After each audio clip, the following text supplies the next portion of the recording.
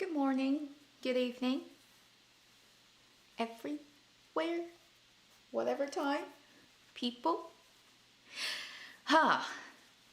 September live stream from Avenue X. How's everyone doing? Oh, today is super quiet. Is it like a holiday or something? Usually when I go live, I see a couple of people. This time, very quiet. Hello. JCI, Ray, Wolfkin, Deja Vu, someone, okay, cool. Hilarious. Okay, the names. Hi, you people, you're all here. How are you doing? How is September treating you? We're literally in the smack middle of September. Okay, I think everything's working. Asian countries, it's late, right? Indonesia, Malaysia be like what, 10 o'clock at night? Wow, something like that. Very late. So thank you for coming at this hour.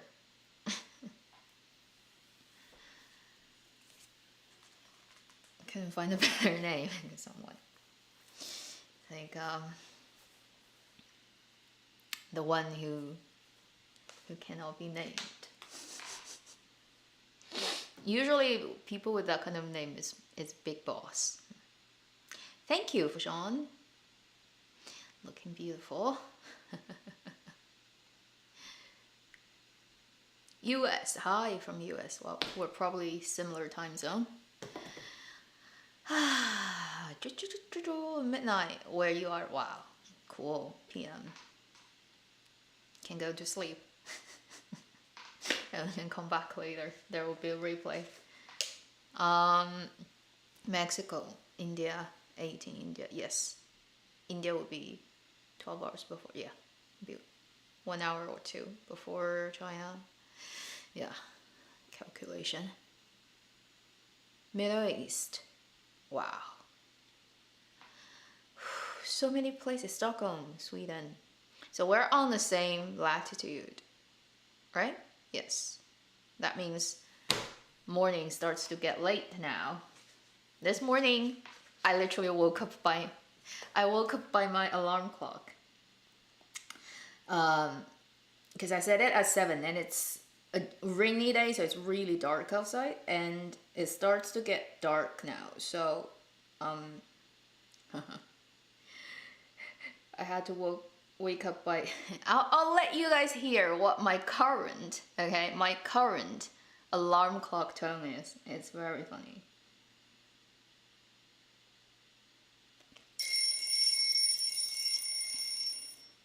本座数3声，你快给本座起来，否则送你去银湖拉纤。3、2、1。 Anybody recognize the voice? It's not Didi, it's the character, it's the voice actor. The voice actor who dubbed his Da Qiang has a like a Bilibili account, and he recorded his voice for a like GPS guiding system in China. Also, this ringtone. 给本座起来. So that's my current ringtone, okay? Not like ringtone, but like alarm clock tone. Yeah, that actor's voice is just so suitable for the role. It's like one of the best dubbing in terms of fitting the person. Like the sound just sounds like it comes out of the character. In recent years, one of the best I've heard in any of the Chinese drama dubbing. One thing is it's very well fitting to the mouth of the actor's movement. The other thing is it's very detailed, like it fits the character, and because this guy is not so famous, so he hasn't done that much work yet, you don't get this exhaustion like you get from other dubbing actors. such as 边疆张杰. So 张杰 is the guy who always dubs 任嘉伦, and then 边疆 dubs a lot of other aloof code guys. So if you hear those voice, it's just too much. You get too used to it, and you recognize the voice immediately. Just go on Bilibili and search for the guy called Wang Baoshun. Okay. Okay. I'll try to show it right here, Wang Baoshun, and you can then on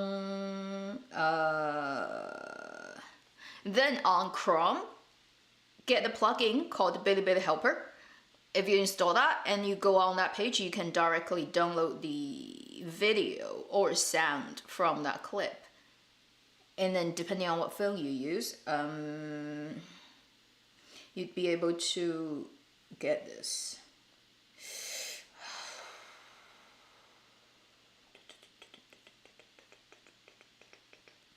So this guy is called 配音演员王宝顺.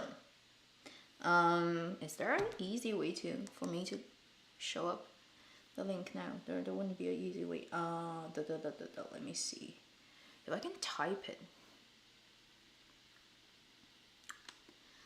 Let me try to get the link. Okay. Okay.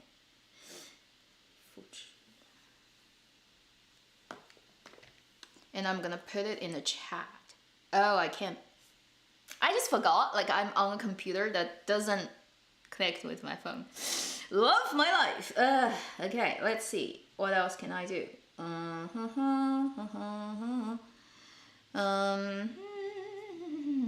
What's the easy way of doing that?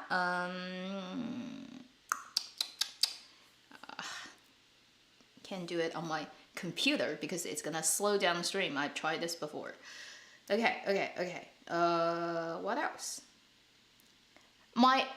Basically my live stream computer is a Windows computer, but then is a PC, but then my usual working one is a Mac.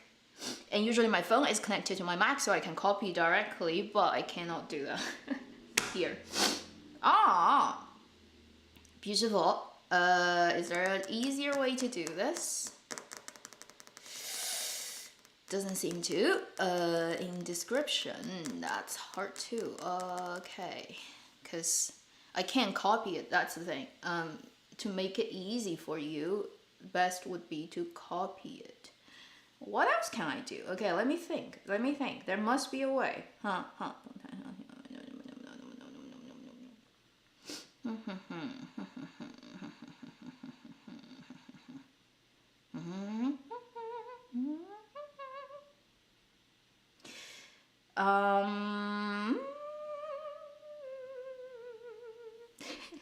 Twitter. I don't use Twitter, that's the thing. What else? Oh, I can do that. Okay. I have it.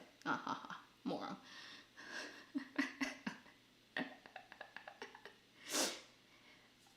Old person internet these days, right? Think of me as an aged auntie of yours.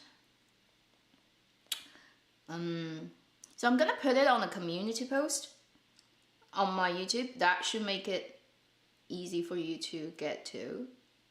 Easiest way I can think of. Let me just paste that over. Okay. The alarm. Yeah.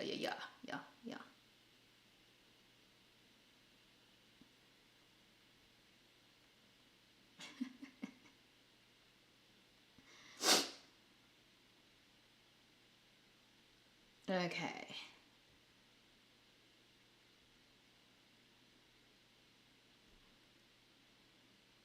And this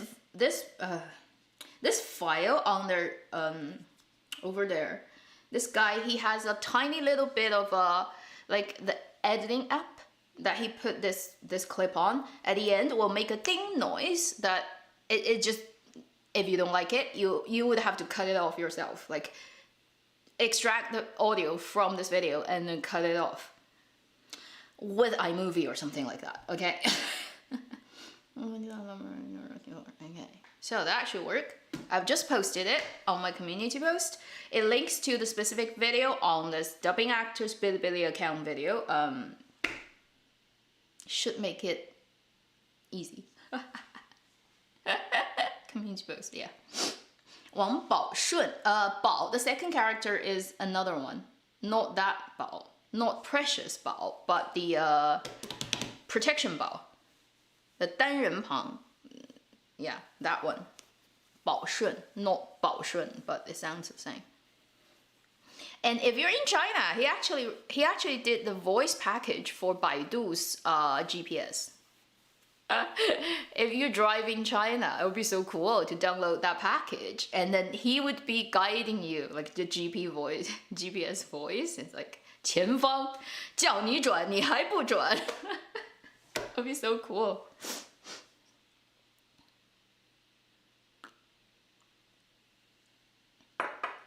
iQIYI, yes. So in China on the 15th morning, it's already scheduled. Everybody knows that it was iQIYI's promotional day.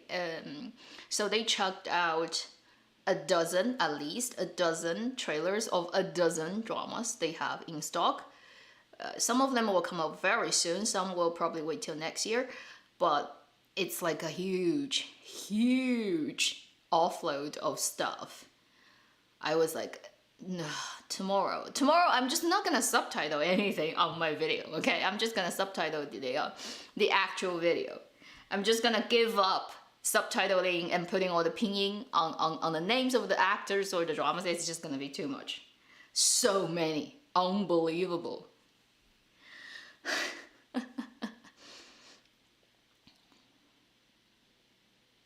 Hello, people from Seattle. Yes, that's the Bao.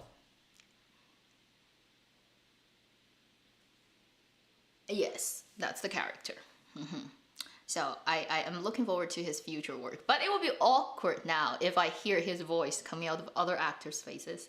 Because I just feel it's so fine, like it's just mixed with 东方青苍 the role. Now if that voice comes off anyone else's face, it's just gonna be awkward. I don't know. We shall see, okay?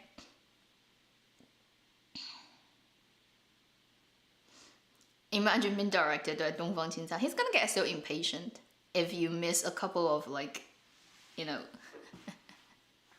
turns, and he's just gonna be, you moron, what are you doing? "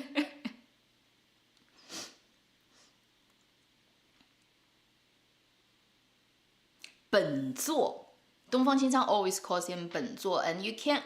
Thank you for the super chat, Omar. So in the drama, I did look at Vicky, like the Vicky version's subtitling. They just call I. They just write I, which cannot really show you what 本座 is, but because English has no equivalent in any sense. Like sometimes you can translate 尊上, for example, people call him 尊上 or 月尊, and you can translate that to your majesty, which is fine, close enough. But 本座 is, you just don't have it in English, so they translate it as I. So 本 means, it can mean original, it can mean intrinsically something. So 本人, 人 is human, so I say 本人. I call myself 本人, which means myself. 本 is the essence of something, right? Itself. So it's itself. Couple of examples. 本来, if you say that, that means originally this thing is this, but it means there's a twist coming in your 本来 I want to go there at 5 o'clock, but because this happened, I could only go there at 8. So 本 has that meaning of the original, the essence, the intrinsic things of something. So somebody call themselves 本 something. Okay, it's a way of, usually you don't say that, but you want to emphasize that you are talking from your point of view, me. And then 本座, 座 is, you can understand that as position. It's a conceptual idea. When it's a physical thing, it is seat. It literally means throne, seat, like the place that you own. It's your position. So he's literally calling himself this position. And usually people don't get to be called 做. Like if you are a 做, you're a very important person. You're either a ruler or a high official or somebody who holds this position, right? So this position commands you to do something. So that's why he always called himself 本座. Okay, it's a very... these days you would not see that in contemporary language anymore. If you go back, like say more than half a century, back into the Mingguo dynasty time, Republic of China, you would hear within the Kuomintang's ranking, Kuomintang, the party's ranking, if you watch a lot of espionage drama, like you see in Rebel, the Chen Moqun's character, for example, the Wang Yang character, Zhu Yilong, boss, sometimes if they are 处长, which is like a level of official, and they are 长, which means like a leader of this size of a bureaucracy, whatever, they often get called 处座 or 局座, depending on your level. People would add the 座as the second character to show respect, position, right?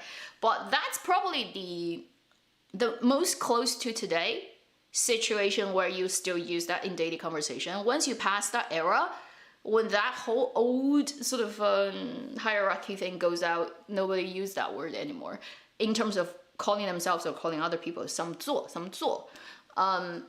Yeah, but it's a period drama and it's fantasy, and he's a ruler of his kingdom, so sure, he can call himself 本座. 本座.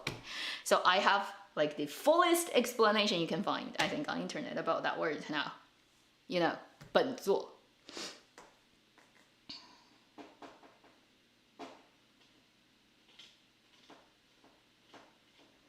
Yes, 局座, 处座. But just means my. This 座. Okay. It's a little bit proud, the way you call that. So, in some palace drama, you would hear like those queen or concubines call themselves 本宫. This 宫 is palace. Because usually a lot of lady who has titles got referred to with the name of where they live. So they call them what gong, what palace, what palace. So their name is like equivalent to that palace's name. So that also exists. If you watch a lot of period drama, you'll hear 本 a lot when people call themselves. Okay.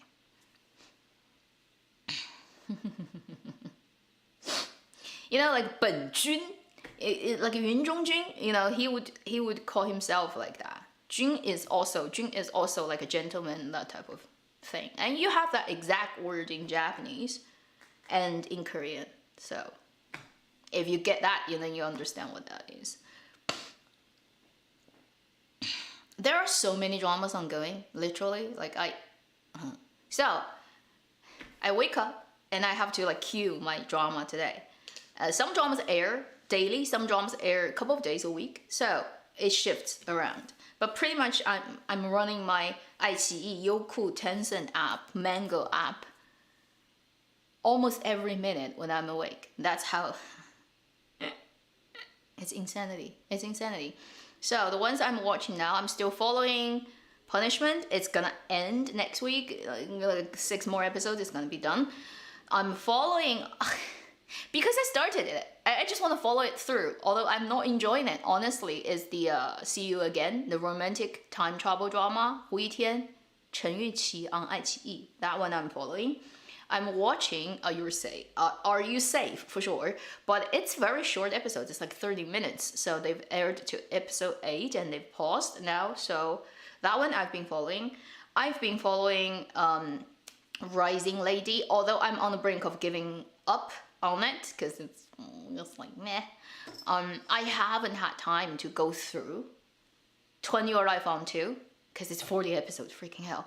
But I picked a couple of episodes just to see Zhou Xun and Jiang Xiaoguo, wrapping up their relationship from series 1 because I really like this couple and I'm very sad that they're not together. But I just picked the episodes that has them and watched those ones, and and I probably will when I find time to swallow that drama in one go, as I recently did with Rational Life.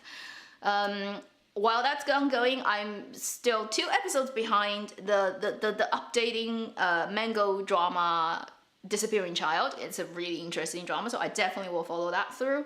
Then today, the Little Forest has just started airing, so I was watching it like literally 5 seconds before I clicked open this live stream. Then a couple of more dramas are showing up today or within a week. What else am I watching? I definitely am watching something else. Like, how desperate do I look like? How desperate do I look like? Because I start to mix characters in my head, because Baibing, the actress, shows up in Rising Lady, but she also shows up in See You Again. And she in both dramas, she like looks similar. And like my head starts to mix them together. Unbelievable. It's so much workload. Nobody watches drama like me. I don't think there are many people on planet Earth who do this. Even the like professional reviewers you see on like, I don't know, like Billy's, right? The big ones, the account one, the people who have like 100, like I don't know, like 10, a million followers. I doubt they watch that many dramas all the time. They probably have a team of people watching it for them and writing it out, and then they just do voice recording. But anyway, it's insanity for me. Oh, and then the Ren Jialun and Li Qing's drama just dropped, right? So I haven't had time to check it at all.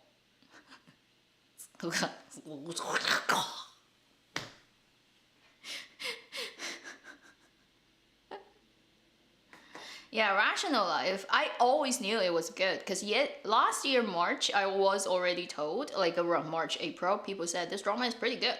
I'm like, okay, I heard it, but I have no time. I edited, live streamed, review, and then like editing video of Word of Honor, adding together over 30.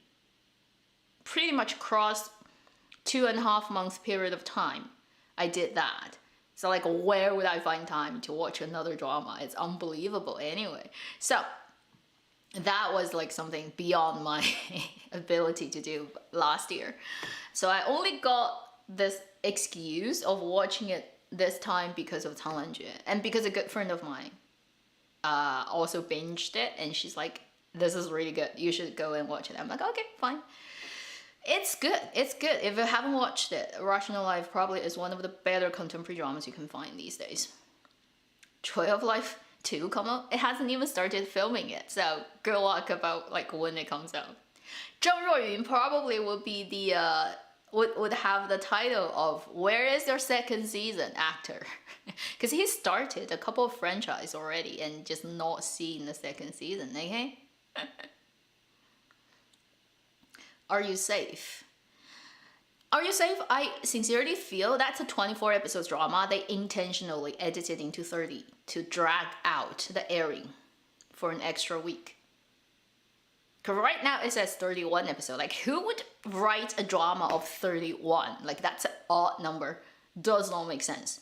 It's a prime number, for heaven's sake. So usually that means they actually have like a 24 to, let's say, 26 episodes script, and then they just physically extended it with editing, cutting off 10 minutes every episode. So over 30 episodes, you get like what, extra 5. Like how many episodes? You just do the math. I feel it's like that because it just like anyway, whatever they want to do. Are You Safe? I'm okay with it so far. I haven't fallen into it. It's not bad, but it's not that well written. Also, I don't like its visual style. I mean, in the trailer, it doesn't show, but in the actual drama, the color and the lighting is a bit not my type. But it's definitely watchable. I'll continue watching it.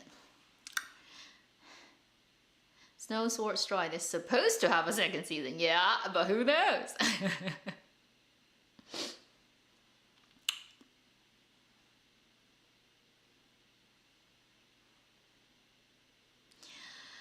Well, Love Between Fairy and Devil. I don't think they had enough money to actually do too much of a stuff after the proper story ends. But coming like 2 days later, coming tomorrow, then the day after, Saturday, they're gonna do a live stream. So let's just hope it's a funny live stream. It's also the Happy Camp second live Happy Camp High Saturdays 修罗场. The hell scene where Yu Shuxing, Zhang Bingbing, and Wang Hedi are gonna show up together. Can't wait. It's gonna be explosive. S2 天官赐福. I doubt that one can come out anymore. Do you know, like, recently it has been, like, the BL themed stuff has been very, very much under scrutiny. And a lot of even like radio audio play of BL story, original BL story adapted, have been taken off shelf in China. So I doubt that animation can come out, even if they've done it. I haven't heard anything, but I don't think it can come out now. I don't know for the future, but now probably not a good time. Oh, and we're heading towards October, which is the big thing, politics happening in Beijing. So, from now on until that time, at least, everything will be very quiet. Okay, people want to keep low profile. That's it. So, definitely not going to show up now. Mm.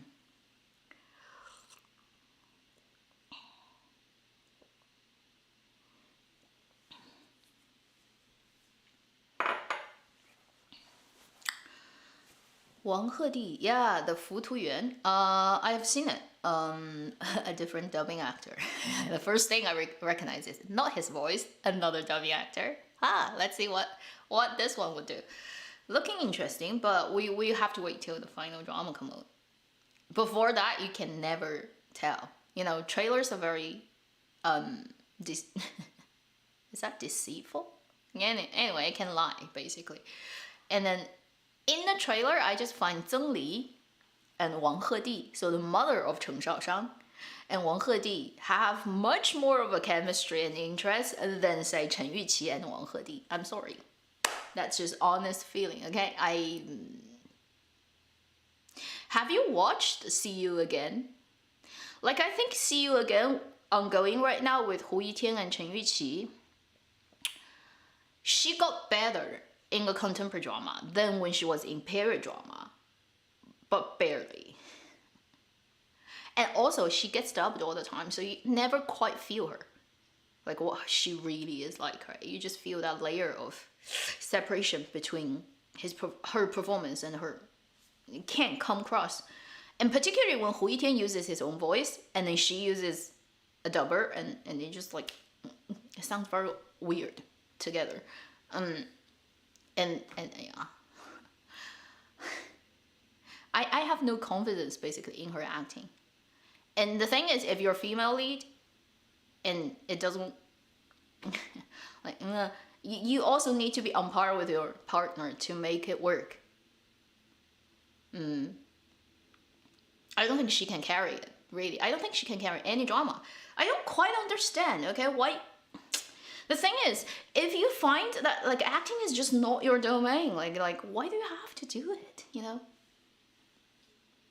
Because some people have been around for a long time and they never ever prove that they can actually do the job. So like what's the point of I don't know.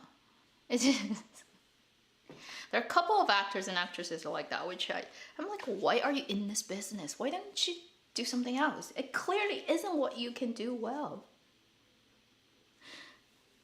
I'm gonna get myself murdered for saying that, but it's my honest opinion.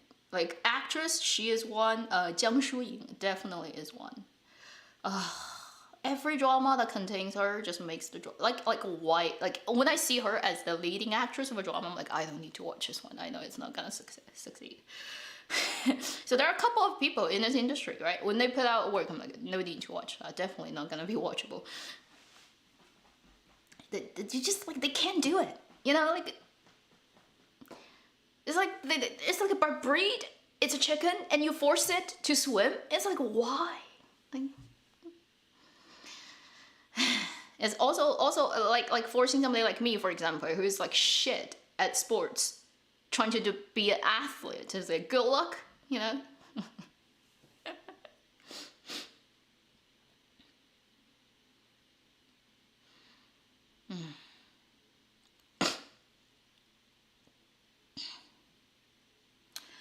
You know, good looking probably comes second, in my opinion, in terms of how pretty you are. But if you're good at acting, like if you're actually good, it's actually not that important. You need to be stunning. One thing is to be recognizable immediately, right? People see you, they don't forget you, and they can easily pick you out. That's very important.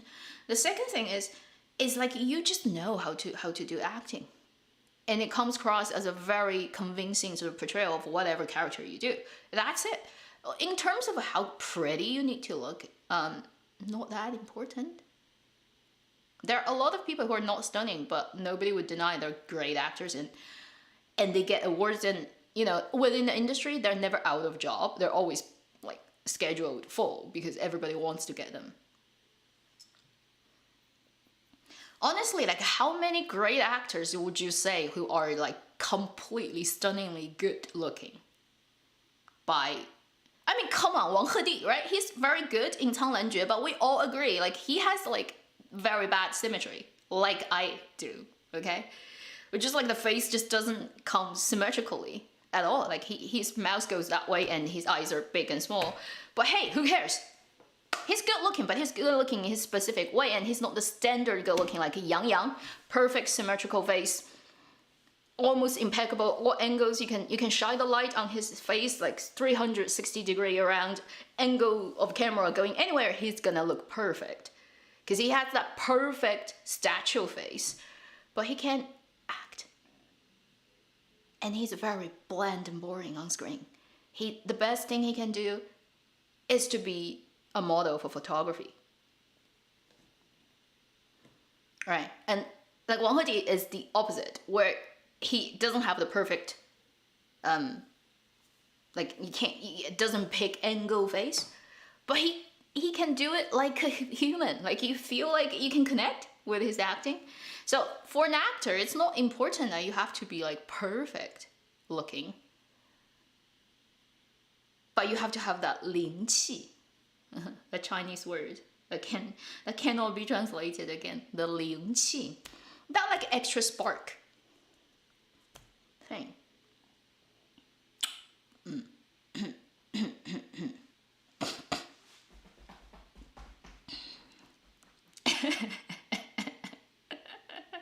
Yang Yang is like food posts. He's like the, you know, the food ad where they fake everything. It looks perfect, like the spongy, perfect bread, burger, and perfect meat. It looks beautiful, but it's all fake. It's not actually food. Because if you use food to film, it wouldn't look as pretty. Yeah.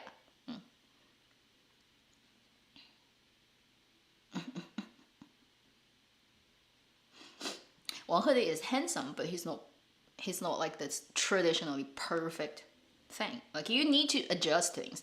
Also, like in his makeup, it's very important to actually give him eyeliner. He's one of those male actors who needs eyeliner to look good. Because he has dark brow, but then around his eyes, there's not enough color, and his eyes are very big proportionally to his face, so it comes forward very much. But if you don't have that line, it starts to like, it particularly in a certain type of lighting angled from the top, like it just looks like the eye doesn't sit on the face, and it's just his peculiar angle and things. And in Dongfang Qingcang's makeup, when they did eyeliner, because he has a couple of looks, sometimes he has eyeliner, sometimes he doesn't, sometimes he has a muted version or more extra, like what's that word? Anyway, you know what I mean. And it always is when he has eyeliner, like it works so well with his face. And when he takes it off, it just like has that like just one step away from looking right. Anyway, so it's a very specific thing. So he's not somebody who can completely do without help. Okay, you need to pick angles and stuff, but he's very I think it's the thing is okay. There's a theory which I recently come across, which I find very interesting, which is usually a face that is too perfect, too symmetrical, and you can't pick any problem from it. It's like bone structure, proportion, everything perfect. Usually that kind of face doesn't make you feel they lack sex appeal. Sex appeal. It needs to be faces that are slightly off in a way. Either it's asymmetrical, it has clearly sort of eyebrow this side higher, that side lower, any sort of like those imperfection. When you have a little bit of that, but overall your structure is still there, it adds sex appeal. And there's this theory about that. And I recently, because this type of face, you can feel they carry character, they carry personality. So you can connect, right? And instead of perfect, but almost like a statue that comes out of Michelangelo's knife, it's just too pretty to be true. And then you think about all the sexy people in this world, you look at their face, like, agreed, most sexy humans are men or women. And you look at their face, you really can tell. Most of them are asymmetrical, slightly, okay?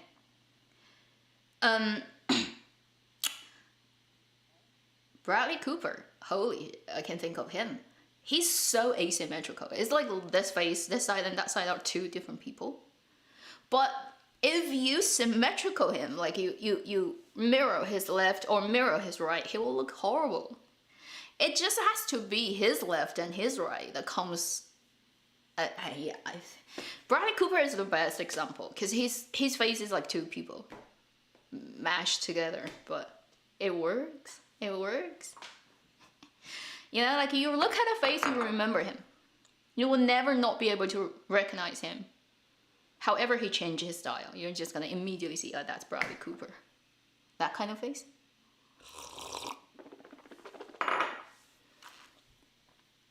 Yeah, no one is 100%, but like there are people who are close, super close.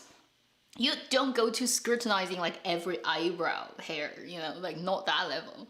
But like me, super asymmetrical, and there's nothing I can do. Theory is like the younger your mother is, probably the more symmetrical you can be. And I'm like, well, that explains it, because my mother gave birth to me when she was pretty late. Women consider. So, yeah. But it's just some observation, and it's not truth. You know, some people think that way. Interesting, but you can't prove that. That's a theory. Like, how do you prove that? You have to do statistical analysis of so many faces and go asking people.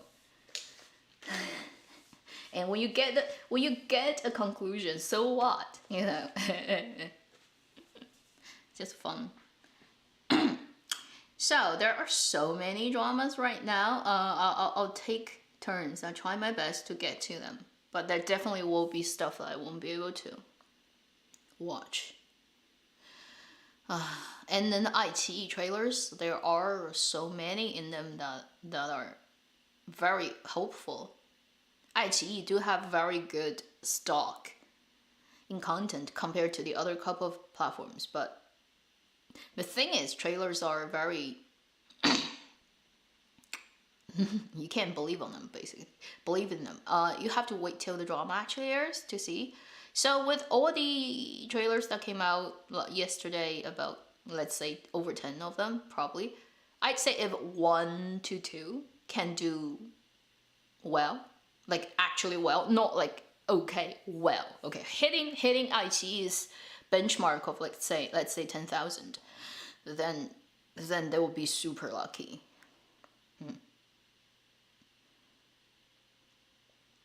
So, 罚罪, the punishment, the Huang Jingyu, Yang Youning one that's about to finish, they've yesterday just hit 10,000 as well.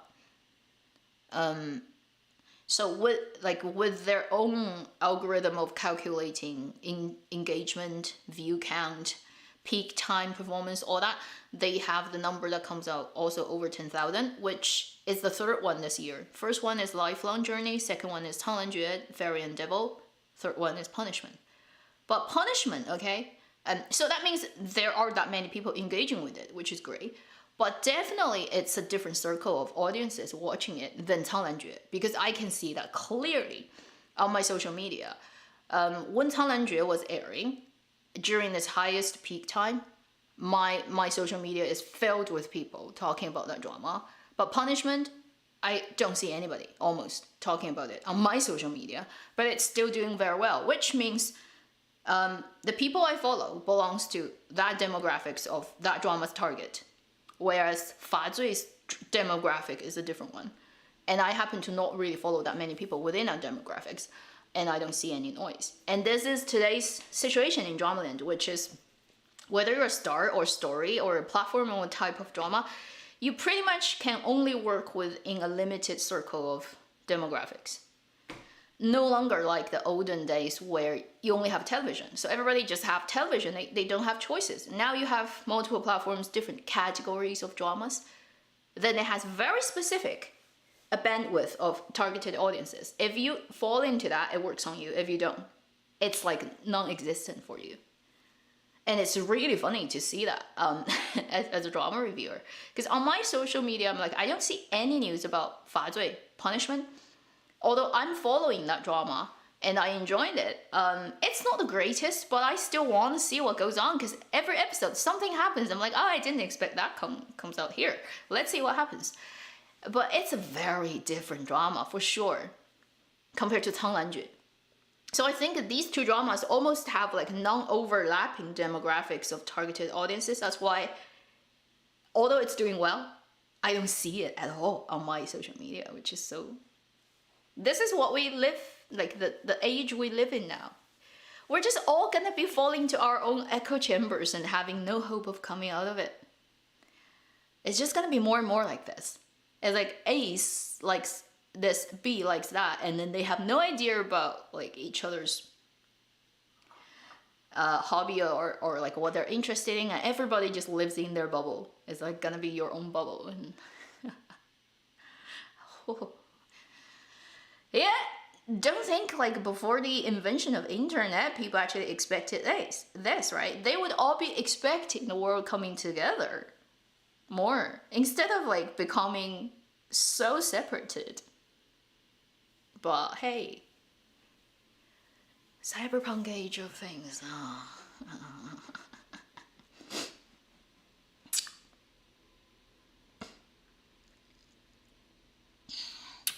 Vicky, yeah, Vicky is not bad. It's like what, $50 standard a year.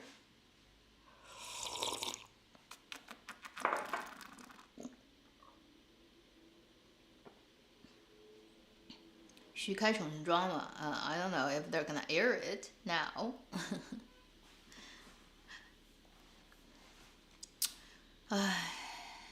Anyone know Shuhan? No, pretty sad. Yeah, she's very lovely, but she's far from being in any way like noticed yet. She's been in a couple of dramas. I like her, but long way to go.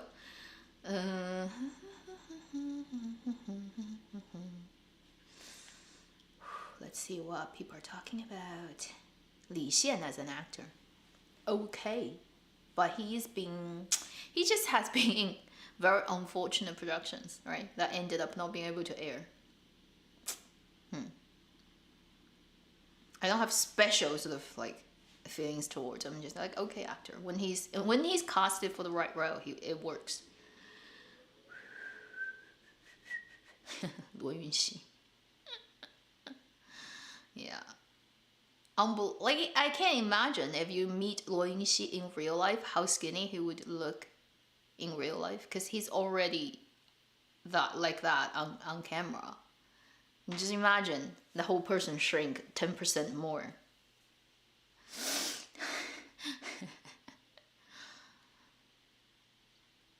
Me and My Perfect Husband. Yeah, I don't know what's going on with that one. It's been talked about for like what, a year now, but it still hasn't aired.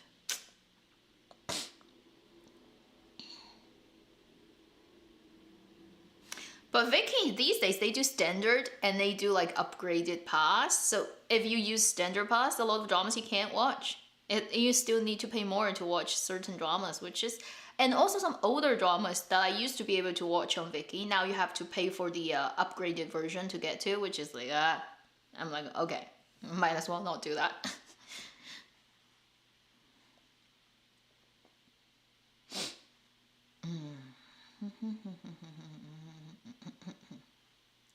Good actor in all roles. Well, Melody, I think good actor or roles depends, really. Because if certain people say they're surgical knife and they're only good for doing surgeries, they're not good for cutting apples, then still, there's good use of them. Because when it comes to particular surgical problems, you still just need surgical knife. You can't have a fruit knife to do the job. There are jack of all trades actors, for sure. And then there are very specific actors. They kind of can only do one very narrow type of roles. But then they're kind of irreplaceable. It's like if it's them, it works. Other people just doesn't quite make it work. If that's the case, then,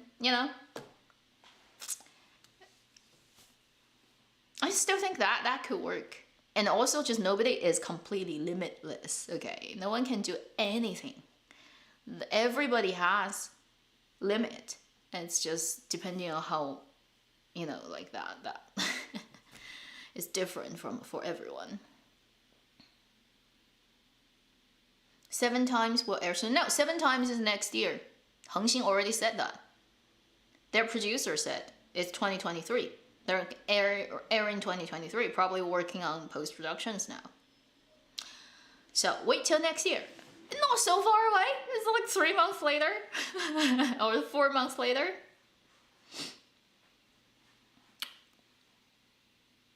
Oh, Scandal. Yeah, we can talk a little bit about Scandal very soon, in 5 minutes probably. Journey to Love. Journey to Love. What's the English title? Chinese title? can't too many English titles that does not make sense.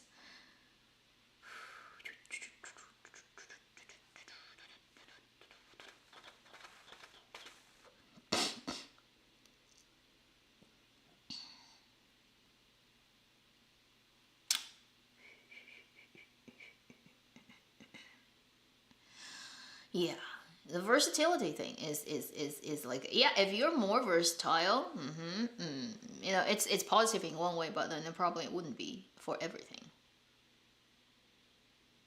Now, like just imagine Wang Hedi, okay? Because recently he's been very popular. Let's use him as an example. Let's imagine him playing a 红色 role, a revolutionary in the 1920s of Chinese Communist Party, who sacrificed his life, who do like those speeches on the podium and encourage everyone, and very red. Okay, like imagine. It's just weird to think him playing that role. I know he has a similar role in a drama that hasn't aired, but the thing is, like his overall style and just this person that comes through is a much more contemporary, like those funny cool guy that has a little bit of that sharp, strong character personality edge of things, right? You can't imagine him being the proper martyr, like for something. It just doesn't. He shows up, even if he works very hard, it may not work. Like people may not just get it. It's like, yeah, it's so odd. It doesn't fit. So, and there's no one who can fit everything. No way. That person will melt. Okay, they will disappear if that's the thing.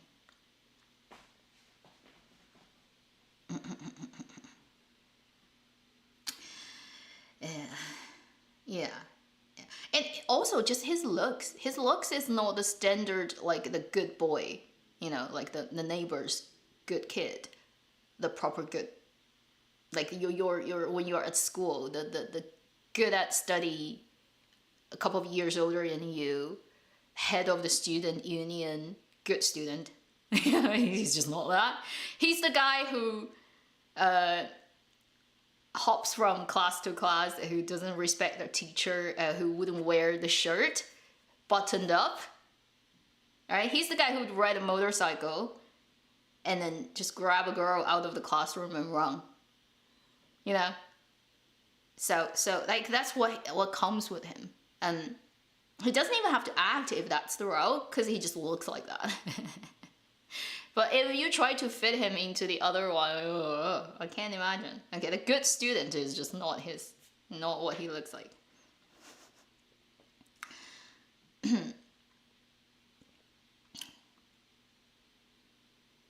Wang Xiaochen want to play the scene. Who knows why?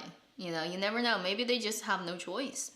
It's complicated business. People sometimes just have no choice of doing things. It could be a million reasons, okay? Yeah, you're talking about the Dongba Qu, the 先生们, right? The gentlemen in East 8, like time zone. Oh, that drama. That one should be banned. That one should be censored. That drama should never have aired. It's disgusting. The stench of misogyny. Oh my god, through that drama. It just oozes out of every pore of that drama. Unbelievable. Zhang Han. I never liked him. I never will. Oh my god, I just wish he would just quit this entertainment business and leave everybody alone. Oh, that drama. Don't go search for it. Don't watch it. Oh, don't watch it. It's so bad. Oh my god. The East 8 time zone drama.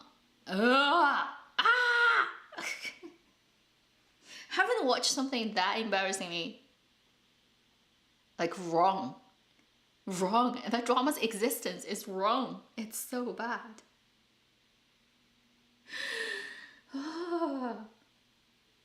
It's not like just grabbing your breast or holding the girl's like bra. And just like the language it's used. Oh. Which drama? I've already said that. East time zone, like East 8 time zone gentlemen, with Zhang Han, Jing Chao, Du Chun, and Ye Baiyi, the actor who played Ye Baiyi, right? Yes. That drama, don't go search for it. It's so bad. It's like, if it's written by Trump, it will be better. I'm just saying. Okay, if Donald Trump writes a script that just shows, I'm the man, it's gonna be better than this. This is how bad it is, okay? So don't go look for it.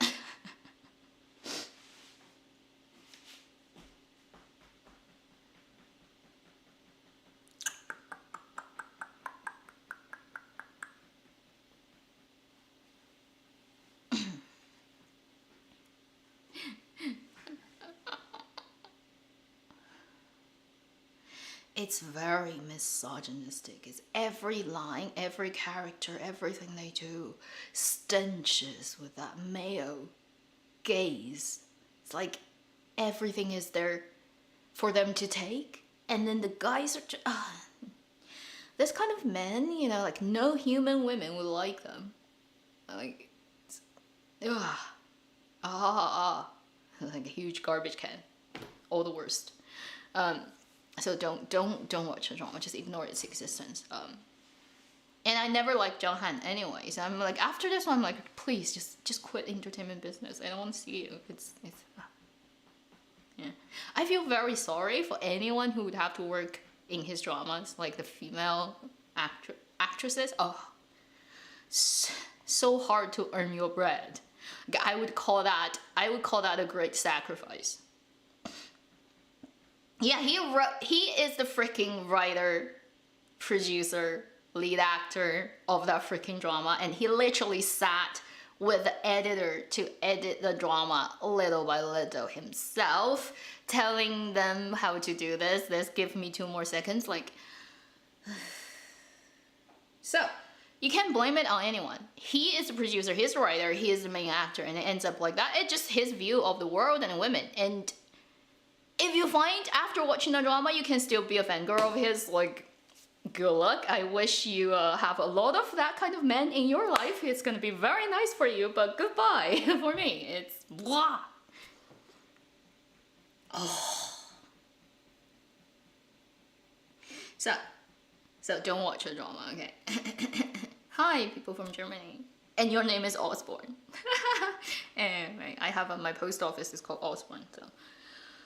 I don't know how it came past. It's just very embarrassing. I don't understand.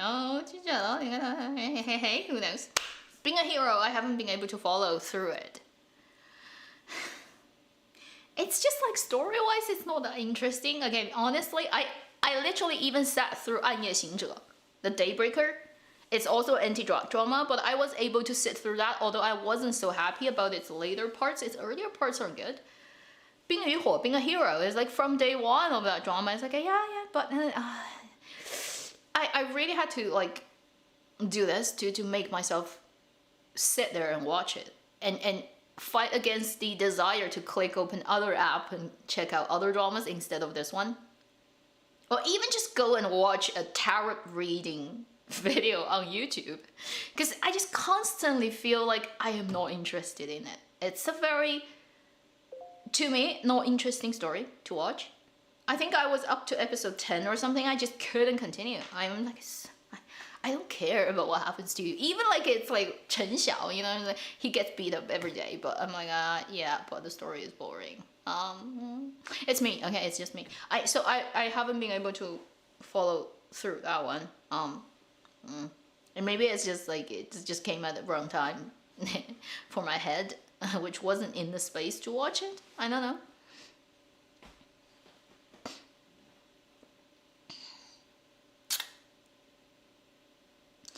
In drama making, you never know. You never know why some people take certain roles. You know, if like Zhang Han is a producer and writer, so it's totally on him. But in terms of like other people who got into this drama, whether they got in like willingly, or whether they got in because they need to return a favor, or whether they got in because they just have no choice, you never know. These things are behind the scenes, or sometimes are ridiculous.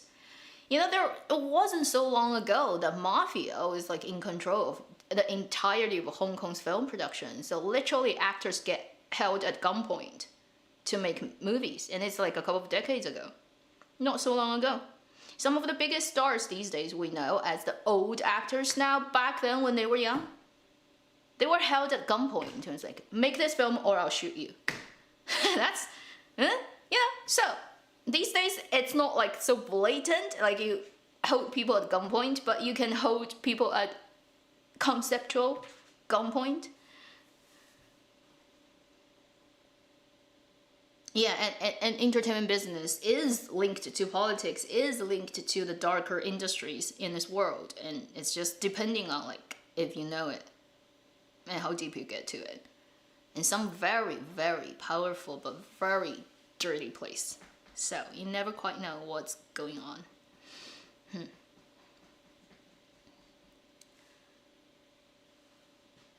Lost track of time.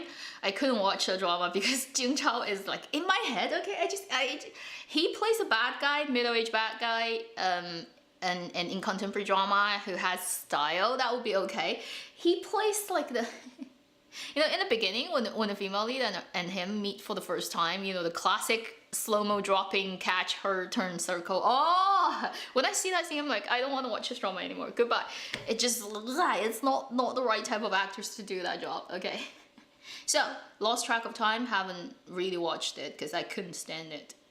Also, the whole premise of a big business owning family somehow has some importance to a regime of like imperial power in China. It's just so funny. I can't take it seriously. Not saying historically there weren't very important and rich businessmen who had a lot to do with politics. It did. But it only happened in a particular era where it still isn't a centralized, autocratic, like the imperialized China. It's earlier, even earlier, when there are little kingdoms and small countries where each country is not so powerful. Therefore, there are actually businessmen who have like connection to politics in ways that can actually influence the country to that level.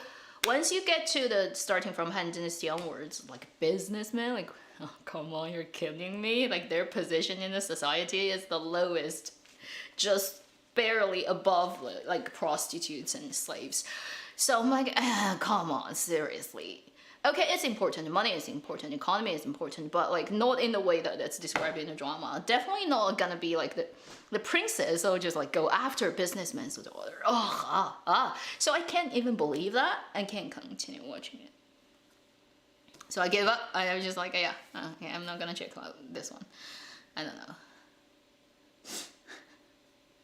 So 谈件词，谈件词。哎呀，李易峰 weekend， 李易峰 tea， melon and tea, tea and melon, tea and melon, melon and tea.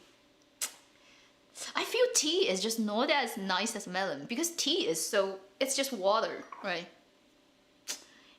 It lacks the energy of melon. Because melon, you can smash it, you can dig at it.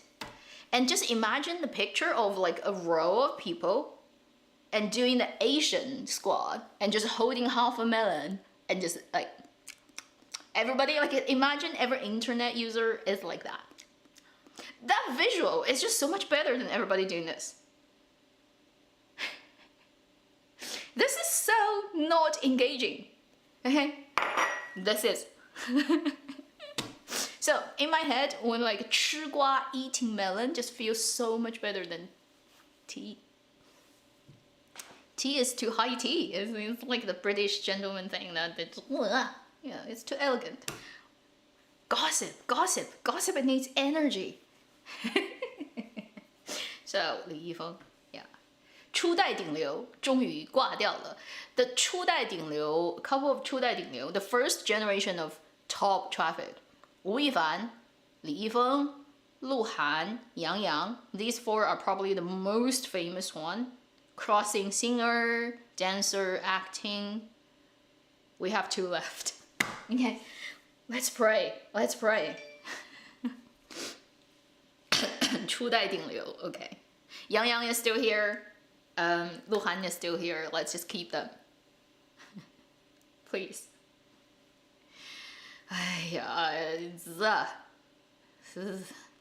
Well, what can you say, you know? It's entertainment business. Like I always said, like I made specific videos, do you still remember, not so long ago?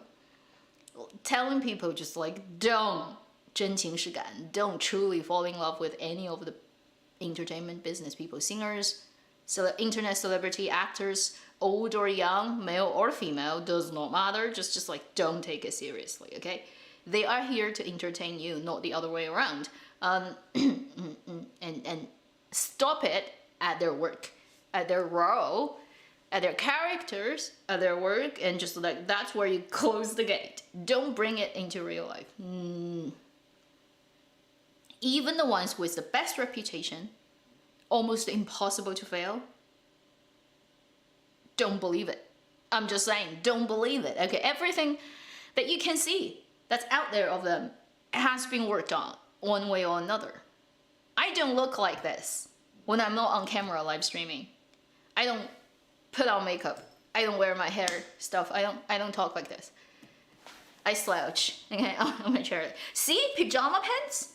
Like this is like the lie of camera. If I don't show you, you just think I look. Although I do have a skirt on, okay? Honestly, like nobody's gonna see it, but it's a proper handful skirt. That's for, yeah. Still, I have pajama pants under. And like $3 slipper. Okay, that's $3. Nobody actually like live like that. When they show you like how cool they are. Okay, so don't take it seriously. Never trust that. Never. Just think of the fact that some serial killers could be killing people in decades, and they still have a family, they have a wife, they have kids, nobody ever knows. Ooh. I think I just broke off and came back, but hey. I did break off, and it recounted the time again, starting from 0. Lovely. I was off. Now I'm on. Yeah, because my screen did this and came back. Internet broke off. Well, at least it's not yesterday. Because yesterday, yeah, we had even worse problems here. Well, lucky I didn't pick yesterday. Yeah, Li Yifeng.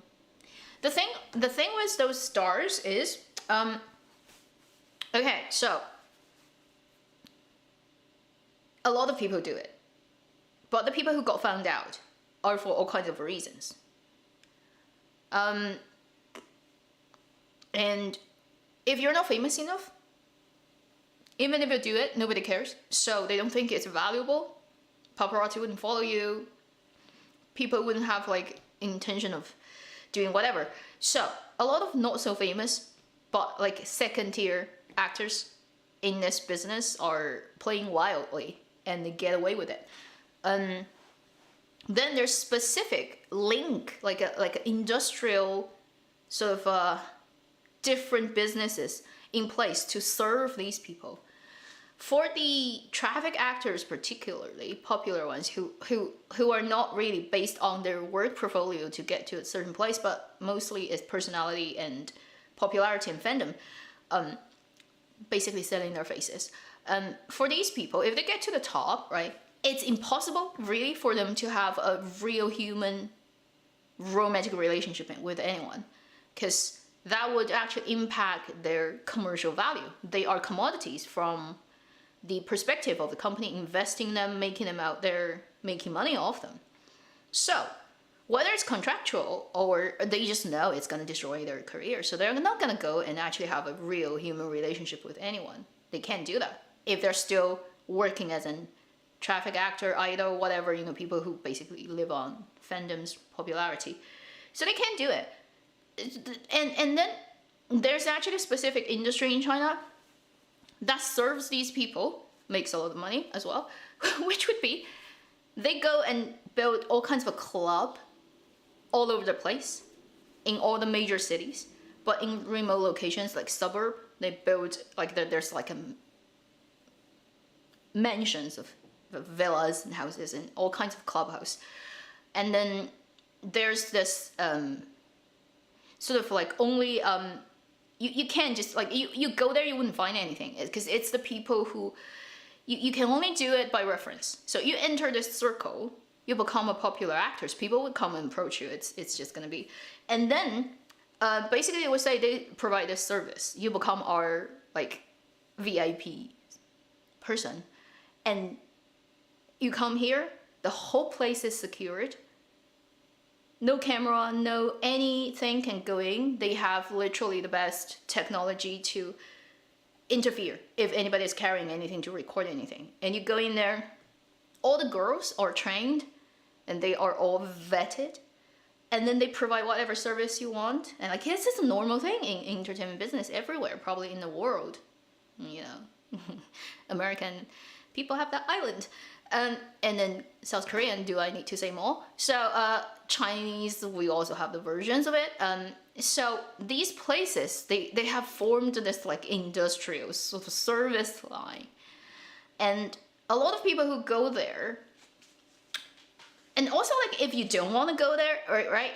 If you say like, I don't want to do these things, I don't want to have anything to do with it, and I'm on the rise, I'm like promising, but not yet getting to the popular place.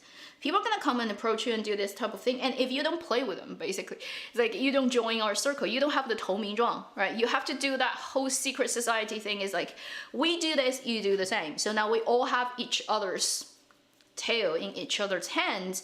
We're on the same boat.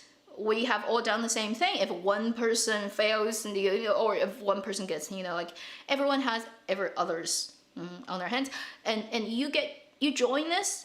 Then you become one of us. And you've done this, that means I can trust you with this. And then for the future, all kinds of resources. For example, good opportunities to work on this production, big bing, the pancake thing. And they within this circle, right? They just do reference everything. If you don't want to join the game, I want to be the good person. I don't want to fuck around and play your dirty game, well then a lot of doors will be closed to you. It's like, goodbye, you're not gonna get this. Okay, we have this director, that influential producer, this important person in the industry. It's all in the like that whole if you enter, then you would have to do certain things, basically. And if you don't want to do that, well, then you would not be able to get certain things. That's it. It's a little same thing. And it's not just entertainment. It's pretty much every circle. Financial, like anybody who's interested in or who have heard the whole like finance circle, Wall Street, it's the same thing, exact same thing, okay? Everywhere. Politics, same thing. So entertainment is just like this as well. In terms of like this time, his stuff got found out. Really, it's almost inevitable. Sooner or later, it's gonna happen. And then it's also like, it's also in a way on himself, because had he not, the thing is, right, there's no way out, basically. Had he not come out and then claim he's completely innocent, he probably wouldn't be publicly shamed in this way. Because had he not come out and say, I haven't done anything, then the police would feel no need to actually publicly announce it, because it's not a criminal charge. It's just illegal but not criminal. Illegal, not criminal. It's not something like a rape case that you have to kind of put it out there. So if he hadn't said anything, he just stayed quiet, pretty much everybody probably will believe it's true. But then because he hasn't said anything, and then so the authority wouldn't need to come out and clarify it. Once you said I haven't done this, then the police are like, well, you're saying that the police are lying or something? Well, we haven't, because we have your own record. You've been incarcerated this many times. Boom, boom, it comes out. But then, think about that. Could he not put it out? It's definitely not him personally, okay? It's his team, his whatever, who's running the account and agency and whatever. Is like, can he not say anything? Can he completely stay silent and just pretend he doesn't see anything? Probably not either. Because first, it's a fact. So eventually, if it gets to a point where like it will still be found out, and it's just gonna be more embarrassing. And also, if he doesn't respond within a certain time, it's gonna cause a lot of fandom problems for him too. So he's pretty much at a place where it's like he has no choice. He has to say something. And he knows probably that's gonna, but again, he's very rich, so he has a lot of money, and he's not really criminal, so not gonna really affect his physical sort of like life. He's gonna still have a very rich life, just not in front of a camera anymore. And then if he doesn't do it, probably it's not gonna work in his favor either. So he's like, yeah, okay, I don't say anything, probably it's gonna not end up well. And within the industry, everybody has already known. Because you see, like, all the ads are already gone, and all the collaborations are gone. Like, people know it's real. So they know, like, he cannot really just be used anymore. Even if he doesn't say anything. It's just, like, it probably is going to cause more fandom problem. Because his fans are going to start, like, those fandom things going to start. And it's going to start to fight with other people. And it's just going to get out of control on internet. And then eventually, when the actual fact still comes out, it's just gonna be even uglier. So when the whole thing happened, basically, there's no way out. Like, sooner or later, it's just gonna happen like that. And I reap what you sow. Yeah, either way, he can't, like, there's no way of getting out of this safe once it starts to ferment. And also it's to do with, basically, he is too popular. He's the earliest date in today's standard, looking at the history of entertainment in China, the traffic, into the 2010s, Liu Liang, the whole thing that happened around Liu Liang. He's the first generation of people who made it. So he always has that position that's like hard for latecomers to challenge. And he's been around for so many years, and he's taken a huge share of that cake, right? So, so when it's his stuff, it's bigger than other people's stuff. It just, if he's like not famous at all, nobody would care. And because everybody does this, like in this industry, 80% of people do it. And whether it's like Huang Dudu, basically, the Huang to do with sex, the Du with gambling, money, or whatever, and then Du drug. A huge percentage of people are involved in this whole thing. It's just everybody covers everyone else's back, and until things get out of control. And this time, what happened to him is he's not caught in action. He literally is only found because other people got caught, and in like a prostitute or other people got caught, and in their like phone or whatever computer or in their track record of doing things, they found he is in it. It's like the whole link of pulling one out and then you pulling out the whole thread. So he's on the thread, right? He's not directly.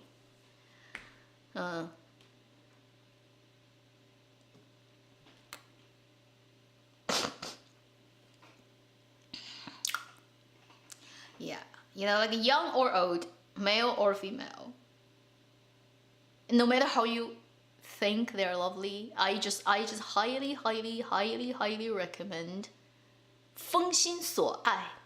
Close your heart, lock down your love. And if you have that much love your pet, love a squirrel on the street, love like people you meet in life. Don't give to these people. It's just like this circle is just like by nature not gonna be the clean and perfect place.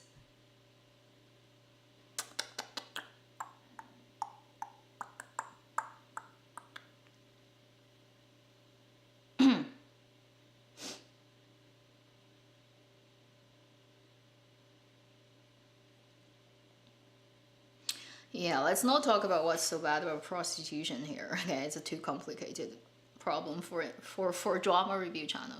Let me off, okay? You're gonna get me banned. Get me shut down on YouTube talking about important things that actually matters, not like dramas.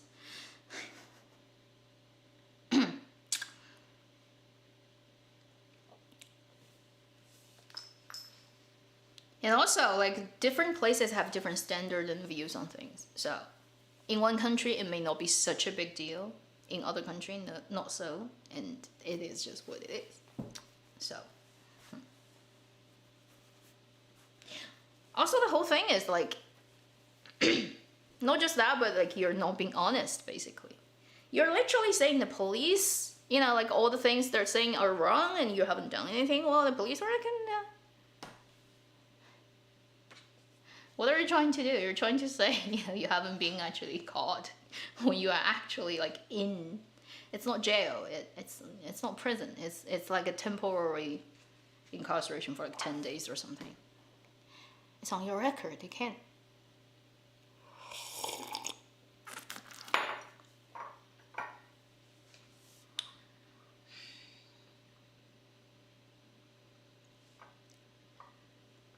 And then for people who actually willingly got into this game of being the traffic actors or idols and stuff, they know what they're in for. You get the money, the fame, and all that, and then in exchange, you basically give up your right of being a natural human. You become things. You self-willingly objectify yourself, and you say, I'm gonna be the fantasy, like the target of people's fantasy and their projection, and I'm just gonna be serving their dreams, okay, wildest dreams, whatever, preferences, and you kind of like what you're in for. Those people are not stupid. They want to exchange that. They want a couple of like say 5 years, 10 years, I don't know, of career where they decide not to be a person. Decide to be a thing, and in that way they can get a lot in return and set them up for the rest of their life, and nothing wrong with that. But then if you do that, then it comes with a cost. You can't have this and have that as well, basically. If you decide to go down this route, then every profession has its rules. You can't 既要又要. You cannot want this and want that too. You cannot have both ends, basically.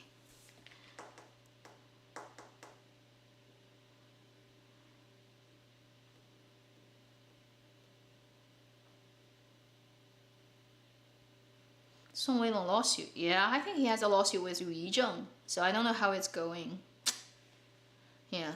about his name. And then it's like, yeah, because that's his artist name, not real name, and then who has the right and whatever. It's, I don't know what's going on, but yeah. Wang Feng. Yeah, Wang Feng's concert is on 17th. But I feel like this time he worked, like his magic worked a little bit too early. Last week, didn't I say like I wish like 17th doesn't have crazy things to happen, and then literally right after that, the Yifeng thing happened. Over the weekend on like Chinese, like mid-autumn, Mooncake Day. Mooncake Day for melon. And it's over weekend, so it's very annoying because a lot of people were waiting on internet and trying to see the next stage of this melon, and it's like up to 2 a.m. and nothing happens. Everyone is like, where's the public and like police announcement? And people were like, they were on holiday, okay? They were on holiday. Everybody's off in China, but then it's weekend off holiday, and then everybody is exhausted because they wait till midnight and nothing happened. It's so funny. I would look down the internet. People are like, where is that thing? If it doesn't happen, I'm going to sleep. And then for all the entertainment news people who work in that, they probably were really pissed because they finally got 3 days off, and then this shit happens during the break. That would anger further, like a lot of people. So say if it happened during weekdays, working days, they probably will be happier to deal with it, write articles, do their KPI. But then it happened during holiday. And that would just make everybody who works in this hate him more. It's like, I have 3 days off and you destroyed it. Because you sleep around. It's just gonna be more hate on him.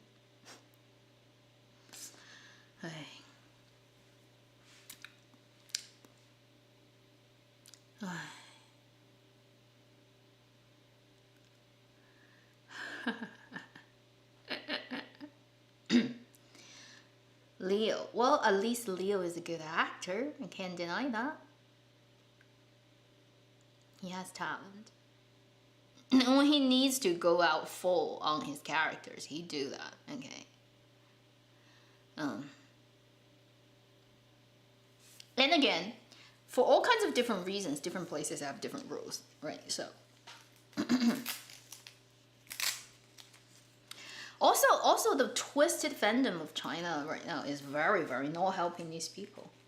You know, even to today, you see a lot of fans were still like, so funny. It was like, I don't believe what the police said.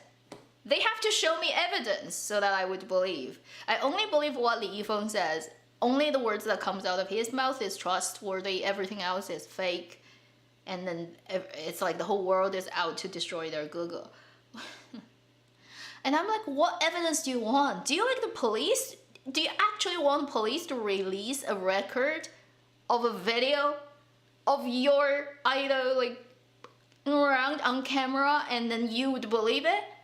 Even if that thing exists, which unlikely to exist anyway, but if it does, like, do you want that to be released if you like your idol? Like, that's just like the logic does not make sense. So I see those people talking, I'm like, are you talking human language? What are you talking about? So it's like the whole fandom thing is all so twisted. And one of the reasons, like, traffic, and particularly traffic people who just like don't, just, you know, go out of control, is because their fandom is so, like, the younger kids get so influenced by this and it cannot be tolerated. And yeah, so live by the fandom and sink by the fandom too. Literally, like these days, like when I look at those people, I'm like, what are you talking about? Show me evidence, otherwise I will always believe he's innocent.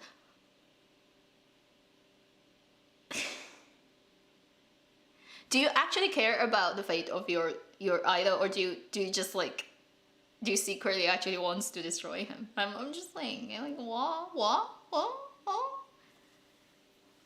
Hey, yeah.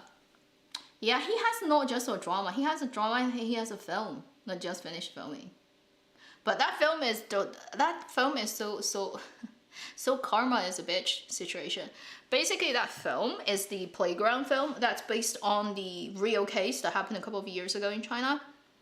But I didn't know that, but basically when they make this film, they didn't ask for permission for the real victim that they're gonna film and talk about into a film. They didn't actually get permission from the family members of the guy who got murdered and buried under the playground and got found out. They didn't get that at all. And they just went ahead and make a film about it. And the family of that person was very angry about it. Well, now the film is definitely not gonna show up anymore. Karma is a bitch, right? And I feel like, because I didn't know that. Earlier I was interested in the film because it's sort of pretty interesting thing on itself, and it's gonna be one of those heavy sort of realism drama or film. But now, like when I heard that's actually the case, I'm like, oh, okay, well, I guess it's a lesson. Like, don't be shameless.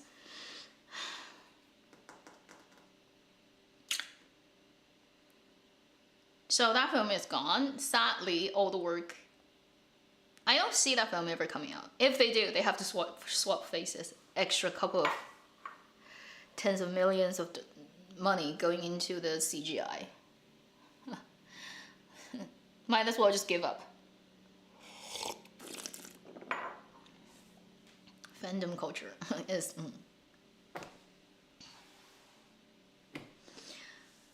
Over the years from 2018 to now, I have become a rhino when it comes to fandom. It's just the skin just keeps getting thicker and thicker, thicker and thicker. Like, come what may, I don't care anymore. It's not like I haven't seen anything. I've seen everything fandoms can do. I'm like, I don't even feel anything, which is, I don't know if I should be saying it's sad or good. You know, it's that line from Nirvana in Fire where Mei Changsu said to Fei Liu, 人的心是会越来越硬的.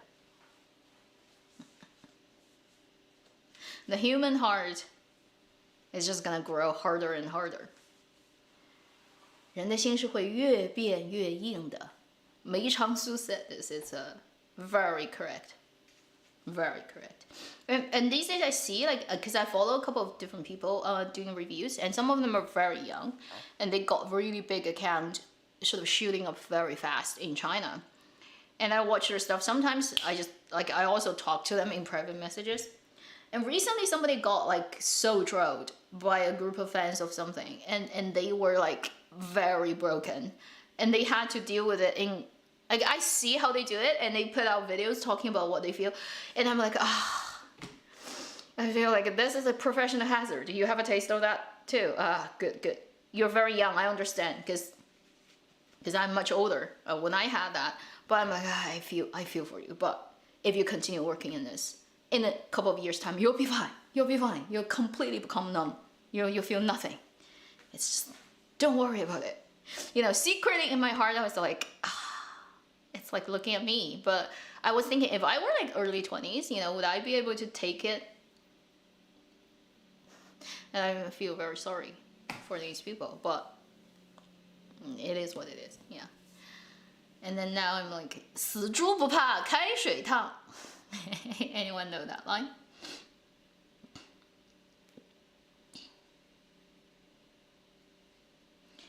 Yeah, I don't talk about certain people. I don't really want to talk about Cheng Yi. Huan Rui company. I don't like that whole company. That whole company stuff is weird.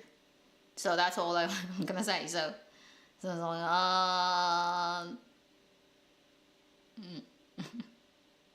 that whole company is weird. That's it. So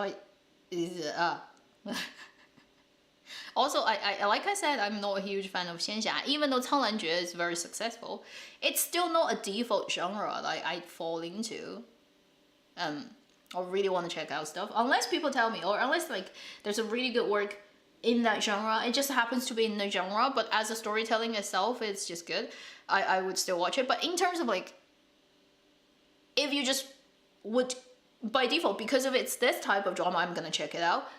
I haven't known anything about it. I haven't heard anything about it. I'm just because of the genre, because it's a espionage or because it's a crime, because of it's this and that. I would directly go ahead and check it out. It's not a type of drama like that, 线下, for me. So Cheng Yi does mostly write these days that type of drama.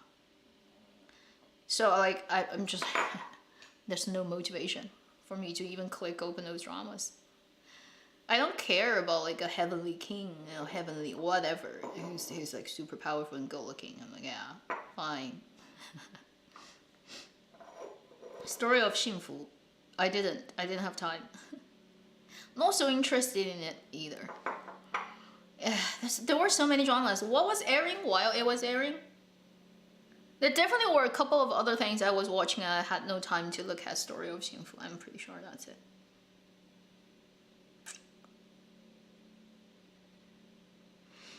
Never finished anything yummy as in when she was younger, before she had surgery to cut her jaw off. She was good then. And then she just stopped trying. Am I gonna get murdered for saying that either? Yeah, every day. That's why I'm not gonna title this live stream and I'm not gonna time code it, okay? So if you see it, you see it. That's it.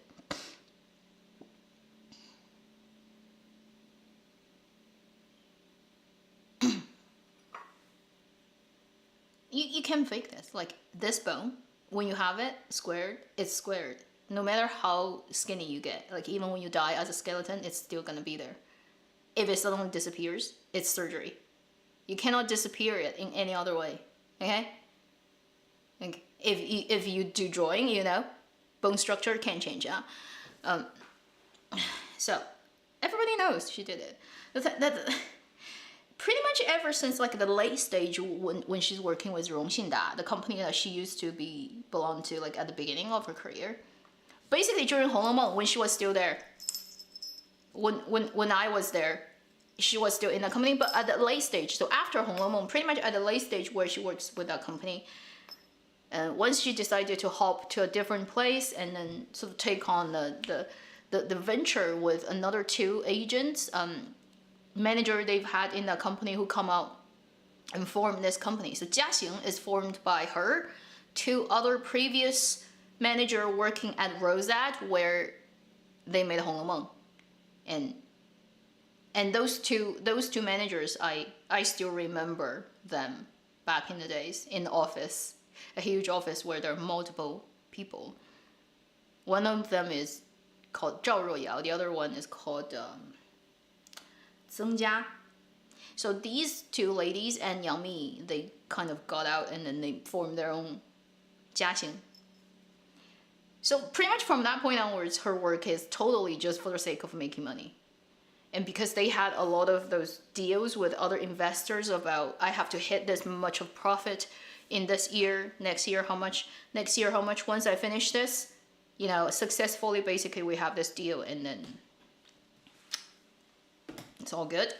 And pretty much since then, she's kind of given up really being an actress, but more like you know, the priority is making money. So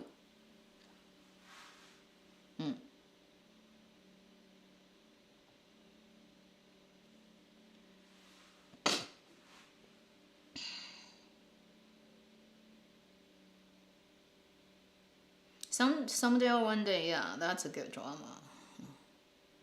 Yeah, she's a celebrity. She's boss. But then also there's a rumor that she's about to leave her company now. I don't know if that's true, but hey, whatever. Right now she's filming the 狐妖小红娘, the Fox thing with Gong Jun. That drama is also Heng Xingyin's drama, so let's hope it works out fine. I think Zhang Linghe is gonna show up as a guest star in the 狐妖 drama. Yeah, pretty sure. All those Hengxing drama people are gonna just jump into each other's storyline, which is a really cool thing. It's like a universe thing. Not new, Marvel did it, but interesting. Oh, let's see what's going on. What else? Oh, Liu Shishi's current filming drama, she looks beautiful. But the drama itself, we shall wait and see if it's a good one. 恒星引力，恒星引力，漫改幻效果。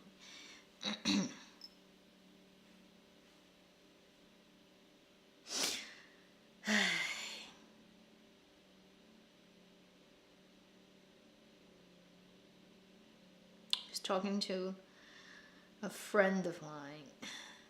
So the company 恒星引力, the one that did Fairy and Devil, this person, he's a fan of Tangren's old drama. So this guy in charge is a fan of that, and he wants to create his own version of it now. So he starts to collect stories that creates a universe having different actors and then having his professional writing team. He's literally incubating writers to be worked on his projects for consistently and sort of building that universe, which is, if he succeeds, at least it's a good thing. In the current Dramaland, where we don't really have many of that kind of company anymore, and it would be nice to see that sort of revitalized. And this company has a lot of ambition, so they are starting multiple categories of dramas, such as the Metropolitan Contemporary branch, which would be the Gongjun drama, also that released a trailer recently. Then there will be a manga adaptation route of drama specifically focused on that. Then there will be a focused on fantasy, so like 仙侠 would be ending up in that category. Then there will be another category which would be like period drama probably, or stuff related to Chinese traditional culture. So they have like multiple plans of doing things in the future. Let's see if this guy can pull it off. It'll be interesting to see. But it's early stage. It could fail. It could fail. You know, Chinese drama is not the best place to be these days. See if he can pull it off.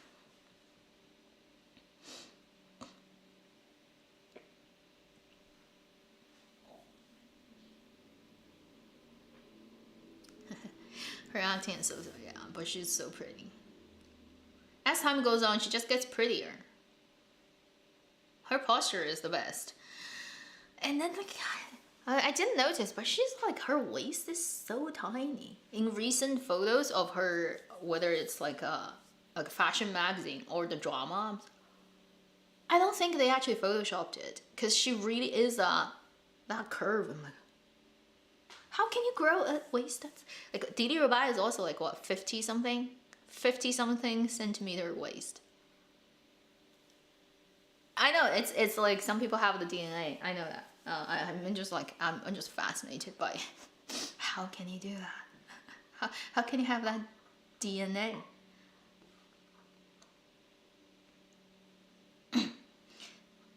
Don't ask me opinions about certain people. I will never talk about them on my channel. Like I said, I just want to have a channel. I don't really care, you know. It's not like they pay me. So certain people, like I said, if they have stuff released, I'm just gonna say it's released. I'm not gonna review it and not gonna talk about it. I just want to keep my channel quiet and peaceful. Okay? Yeah, I heard China is gonna remake Goblin. I'm like, really? You want to do that? Who is gonna... Can't think of a person who is suitable.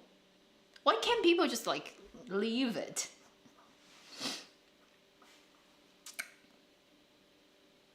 Chloe Ting exercise doesn't work. I've tried.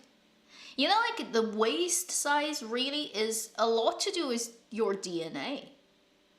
Right, like for example, right now, if I lose 10 pounds more, I still would not be having an under 60 centimeter, like, or even under 65, I'm just saying, waist, because my body, like, it's just structured like that. It has something to do with your rib cage's angle. So if your rib cage is straight down, you don't have that angle to have a waist that cuts in.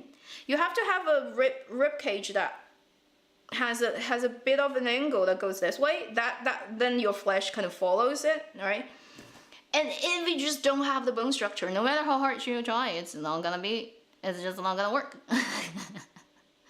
You know, I can starve to death. I'm never gonna go under like 60. No way. It's just like, I know, because my structure is like that. Bone is there. You know, it's not gonna go away. So, also, if you have too short a torso, you can't have a very tiny waist. You don't have space to grow a waist. That's my problem. My torso is too short.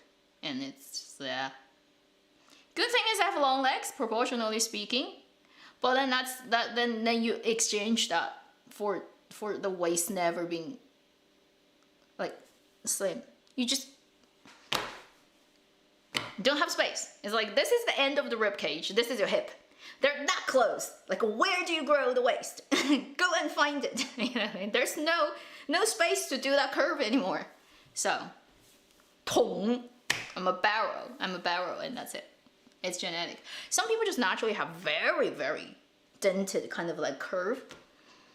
They, like, even when they have quite a bit of flesh on them, they still just don't pile it up here. They pile it up otherwhere, like on their hip or on their like thigh.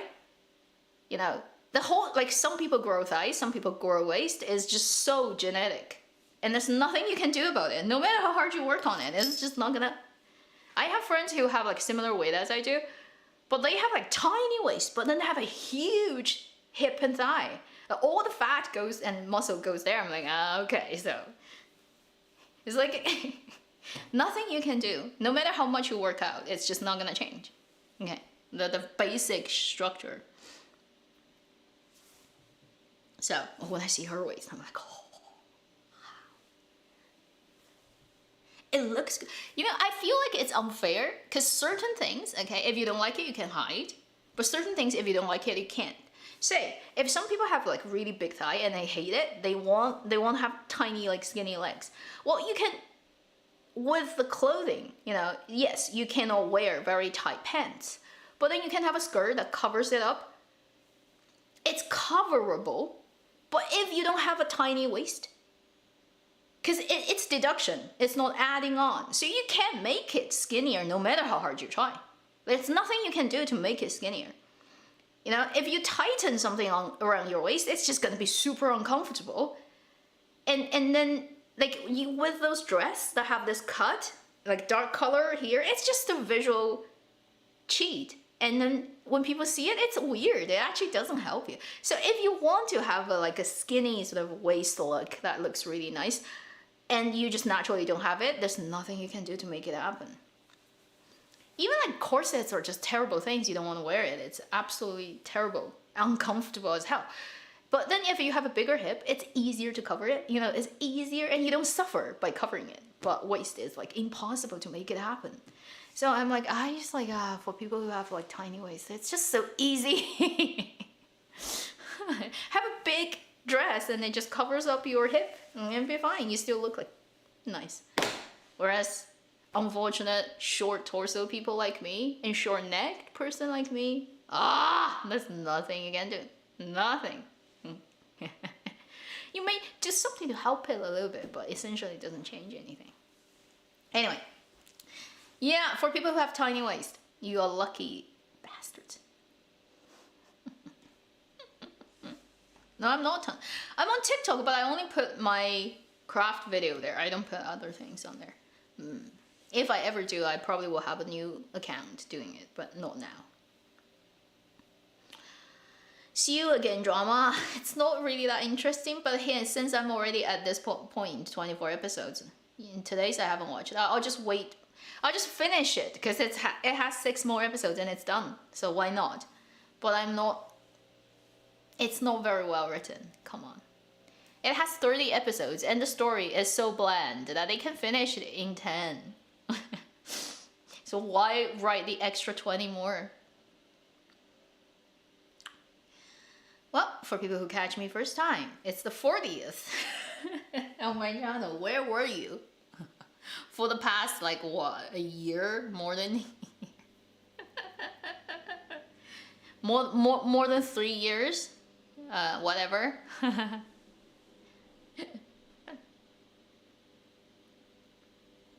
Goblin. What the perfect cast, Goblin.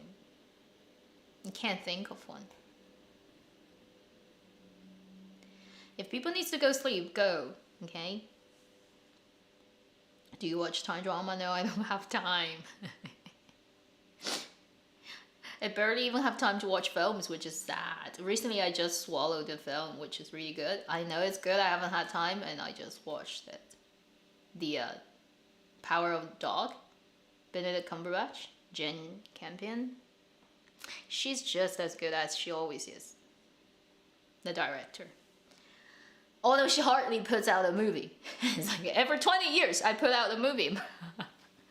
That's like a very long gap, okay? But she's good. This lady knows what she's doing. She's a master of visual telling. You know, when you watch that kind of film, it's like everything is planned, everything is calculated, but then it just so is, like, it's not telling, it's not like screaming. It doesn't scream at all, but it's so clear that there's a freaking grass mower outside. It's so clear that every shot framing, actor's position, like where they put the highlight, like the highlight on the eyeball, color of the everything in the scene, blocking, and angle, editing, rhythm, music, where it comes in. It's just like everything is so meticulously done. You just know it, but it doesn't show. It's like when you watch it, oh, that's definitely like they designed it that way. Oh, she's so good. And those landscape shots of that film is stunning. It's so good.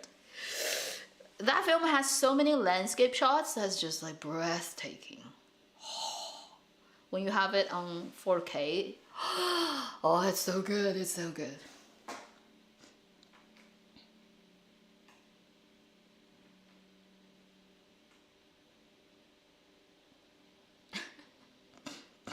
I'm talking about the film Power of the Dog last year.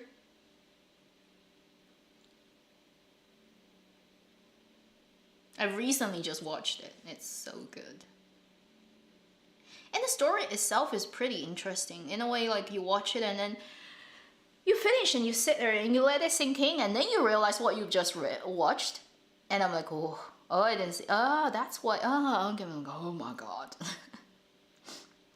That kind of film is like really powerful in a way that when you watch it, you feel one thing, but once you get out of it and you think about what you've just seen and you realize there's actually you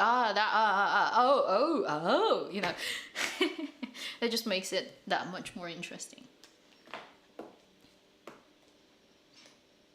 It's too slow. No, I don't think, like, it's not slow. I think you just haven't realized what you're watching if you find it slow. Once you realize what you're watching, it's not slow anymore. But it's very, like I said, it's very muted. It's not trying to tell you. It's not screaming. We're here at this scene. We're intended for you to feel like this. We have a purpose of doing this because later the film is not self-explanatory. It's more like you have to actually stare at it and then you realize what's going on. And I'm like, oh.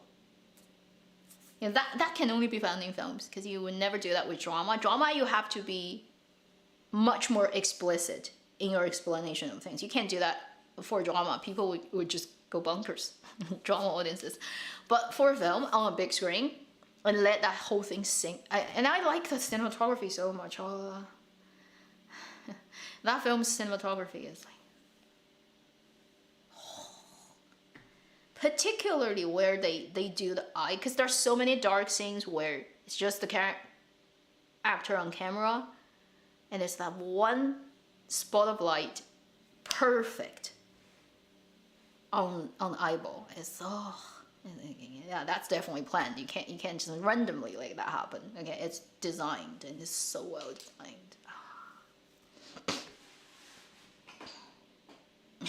Maybe it's too young. Like, wait till they get older. They probably will appreciate that.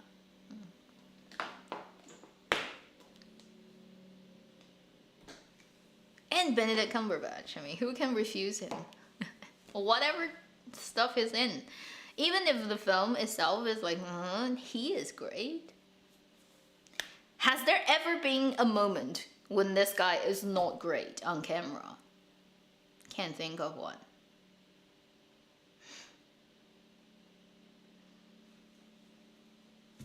It's Benedict Cumberbatch. It's perfect. Oh. being a hero filter, it's okay. It's suitable for its genre. I'd say it's suitable for its genre. But there's a couple of scenes where they have like a night scene and they have the glaring like police car light. And they don't just show you one scene. It's there for like 10 minutes and it's so annoying. So for that episode, when the light just keeps do that, I had to skip forward that whole scene. I can't watch it because it's on my screen. And my whole room is like there's a policeman in it.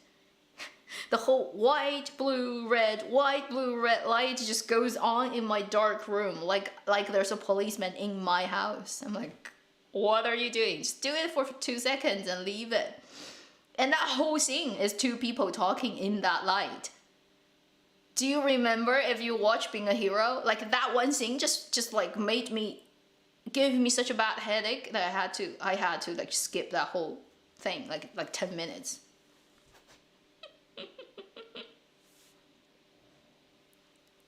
He's not convinced. Yeah, okay, I agree. He does not come across very American, no matter how hard he tries. I agree. Even if he works on his accent, it's just like the whole vibe of that person. Like, yeah, it's a Brit. Okay, it's so British. Like even his shoulder is like he has a British posture. I don't know how to put that, but like the moment he walks out, it's like, yeah, he's not American. Sorry for American people.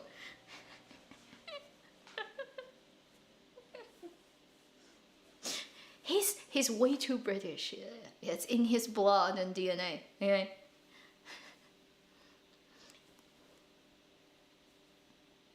That stiff and neck and shoulder. True. Okay, so not American. Who is the best British guy playing Americans? That is super convincing. You don't even realize they're American. They're not American. Who? If we have to think, because there are so many British actors working in Hollywood, right? Hugh Laurie. Well, he has perfect accent, but then sometimes you still feel a little bit British vibe of his. I don't know. I thought I can sense that British thing going on, but he's great. Okay, no doubt about House. House is such a good drama. James McAvoy, he's Scottish. I can't see American, really. Okay, for James McAvoy, because I liked him too much when I was younger. That yeah, I can't even see him as British. I just see him as Scottish. Okay, that Scottish guy with huge blue eyes. Tom Holland. Yeah. You can much less of a British vibe on him. I agree. Tom Holland. Eddie Redmayne. No, Eddie Redmayne is still very, very. Really, Henry Cavill? No, I can't do that because Henry Cavill. Okay, the thing is, before he was super famous, he was in a lot of films playing British people. And I happen to watch a lot of those too, so I can't remove that in my head. No way. Like the Tudors, you know. I think he plays Charles Brandon, and I just like I can't think of him as anything else than British. He went to the school, Stowe School, which is a public school in Britain, very very expensive place, and it was super close to where I went to university. And I literally went to the school once because we were doing whatever trip, and it just passes that school's playground. I mean, it's such a pretty school. So he went to that posh place. So in my head, it's like he went to that school, and after seeing that, I just can't remove that from your head, and like it's British.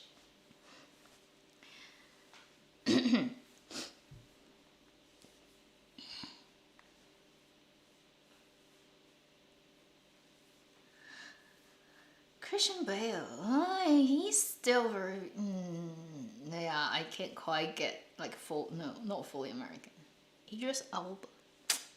Yeah, Anthony Hopkins. He's so British.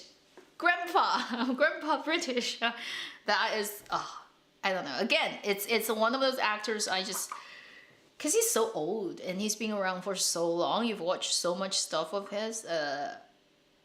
Too hard to remove the British impression. Too hard. Can't do that. Tom Hiddleston, he's full British. Like, where can you see? Tom Hiddleston is like so British, like it's without a question. Robert Pattinson, less of a British vibe. Yes, yes. I think it's mostly to do with his hair. Robert Pattinson's hair, because of that crazy hair.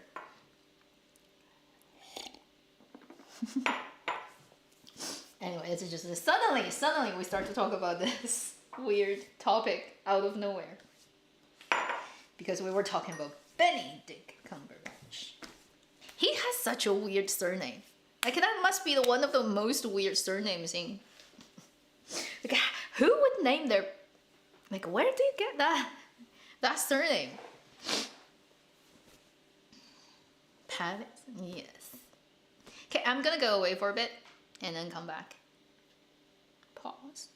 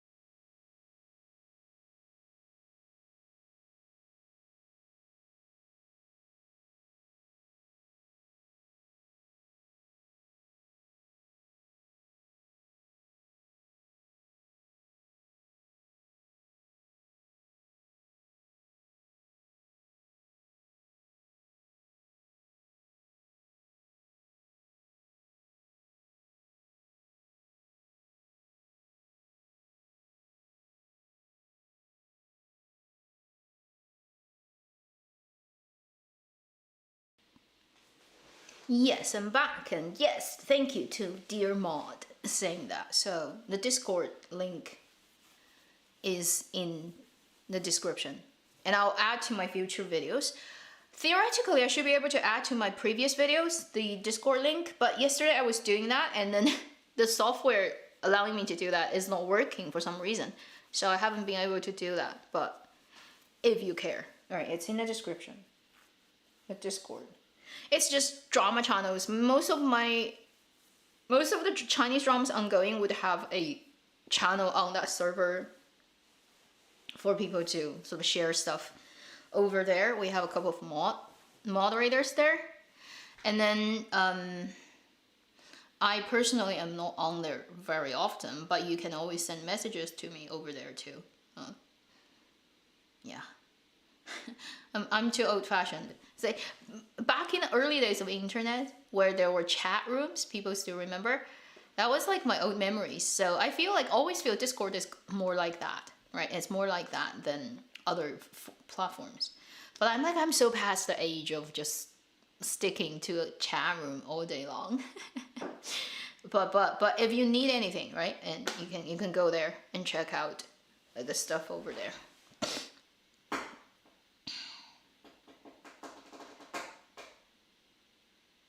House of Dragon. I haven't watched that. I know the Game of Thrones sort of spin-off.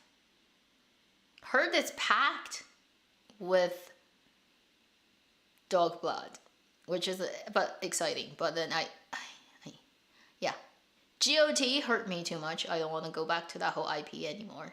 I don't even want to think about it. Particularly like the 8th season, like when the host of Jon Snow killing of Daenerys thing happened on screen, I'm like, this is worse than every crappy Chinese period dramas I've ever watched. Unbelievable. This happens to Game of Thrones. The world might as well just blow up now. That's like Mount Everest to the Mariana Sea trench jump. The literal highest level elevation sort of jump you can have it happen on planet Earth. When you stand on something and jump off. Like that fall is from the tip to the absolute bottom. I'm like, I'm not gonna watch it. Anything that comes off like GOT anymore. And bad memory.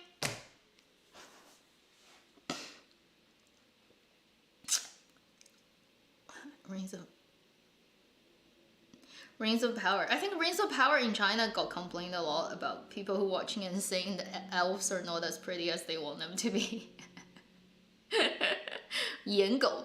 All the like good-looking thing fans are not happy with it. I haven't watched it, so I have no idea. I just saw a few screenshots.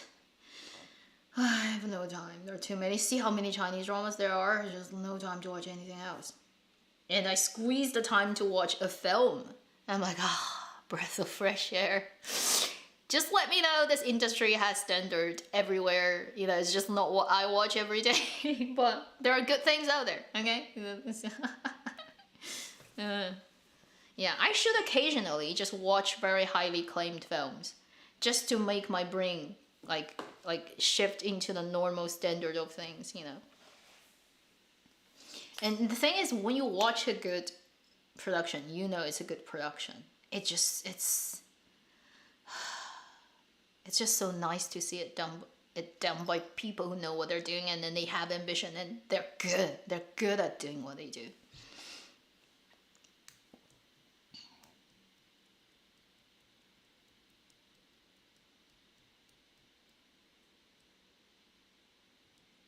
Elves not up to Xianxia standard probably, because everybody still has Liv Taylor, the Kate Blanchett, and Legolas. What's the actor's name? I forgot. Anyway, good-looking British guy. So people have that in their head, right? That's what they think is like elf should all look like that. So you do have to say the original cast is just unbelievably good. Orlando Bloom, yes. Orlando Bloom. You see how old I am? Like I forgot names now. Thankful, thanks. He's a great elf, if not other things. Some of his films are okay, some of his films are terrible. Although I have to say, Kingdom of Heaven is highly, highly underrated, and you don't go and watch the theater release. The one he did with, he's the male lead actor. Then it features Evergreen. It also features Edward Norton, completely under a mask all the time, so you don't actually know it's him. That film, anybody has ever watched it? Watch the director's cut 3 hours version. Don't watch the 1 hour and a half version, which is terrible. It's like the theatrical release just cuts the best part off. And watch the 3 hour Ridley Scott proper version. In that film, Orlando Bloom is very good, but in some other films, no, not really. But then, just in case people are wondering, right, go and check out Kingdom of Heaven. The proper version. It's so good. And I'm I'm just like, Edward Norton is in it, but he never showed his face. How cool is that, an actor? Yeah. Some contemporary machinery noise.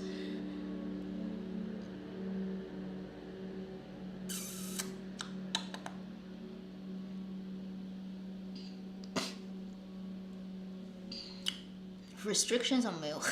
No, none. There's no restrictions. It's just they don't encourage super girly stuff, like a guy who has like crazy makeup, basically. You know, and they're saying they're not encouraging it. But the thing is, who can define what is? You know, what's the level that is acceptable? There's no actually things you can go off. Hard rules like to this percentage, it's wrong. You can't do that. So. It's just saying, it's just like in words, it's like we don't encourage this, but how do you put it to actually in practice? And by the way, also in dramas, you usually just don't have over the top makeup for guys anyway. Can you think of a period or contemporary drama that has like sort of like over crazy level of like, let's say a pop idol band, like white gold hair, like crazy red like eyeshadows and then like earrings and all on, you know, like how many dramas would have characters like that anyway? You probably won't have it anyway to start with. So it's just something like people say we don't encourage this, but like, yeah, well, how do you put that to practice? You can't.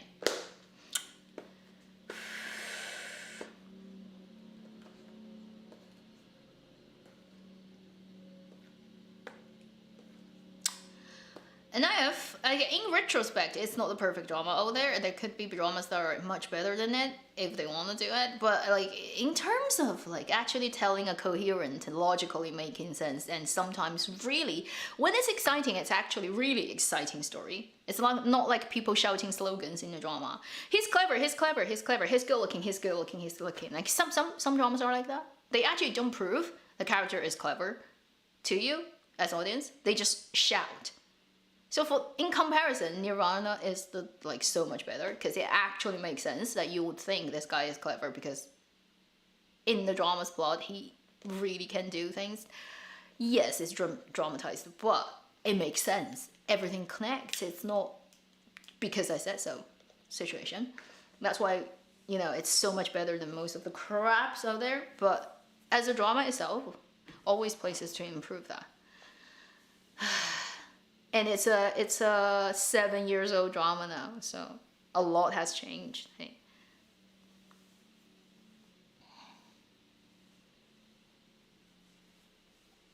Kingdom of Heaven. that film is just like visually beautiful, and then when it's 3 hours, it's slow, right? It's slow. It's slowly built up to what it wants to say, which is overall quite nice. Not the theater version, so bad. Anyway.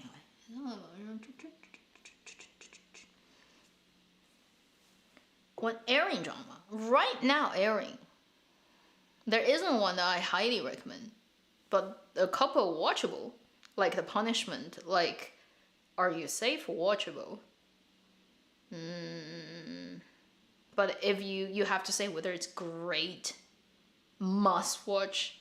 If you don't watch, you missed a year. Not right now, ongoing. Not right now.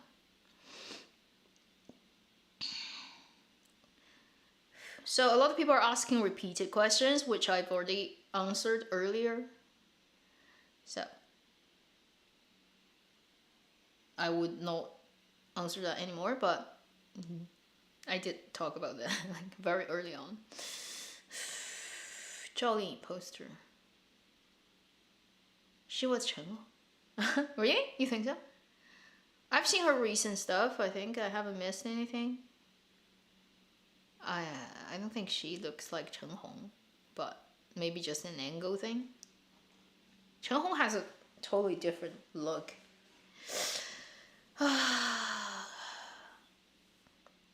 Caribbean. To go reviewer, thank you. That's very nice to hear. I'll do my best in the future as well. Like I said, always try to stay honest. But if I like something, I don't like something, I'll let you know. And then it's just sometimes I just wonder, like I still haven't figured out why certain things work better on me than others. I don't think it can actually be completely rationalized. So it has some very weird things to do with, first, definitely your preference and everything, but timing. Certain things show up in your life at a certain stage where it just is the right timing. It works. Then if it doesn't show up at the right time, it doesn't work. You know? So it needs to be a lot of great fortunate things coming together to make it work. Which is why it's very hard to find a very devoted, sort of like you devote to the drama, you like it so much. You can't even have that happen every year. Every couple of years it happens, and it's like one time deal. You can't repeat that.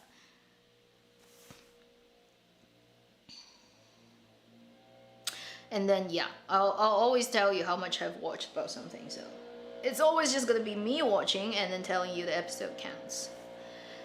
I don't know how other people do it, but it's so much. It's just so much work, honestly. So many dramas. And then Crossmower is here too. Hey, they're early. Usually they don't come on Thursday. I just remembered.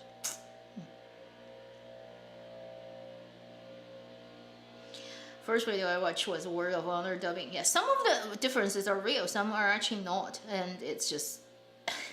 Yeah, I don't want to go back to look at it anymore. It's there. It's a history of what happened last year, so it's fine.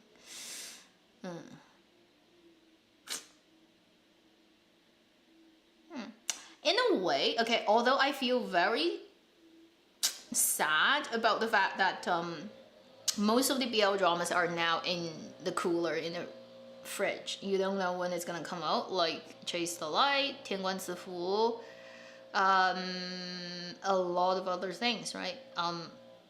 Undecided. Immortality, yeah. Like when they can come or ever. There are a couple of dramas I really want to watch in that pile, so I'm sad about the fact I can't see it. But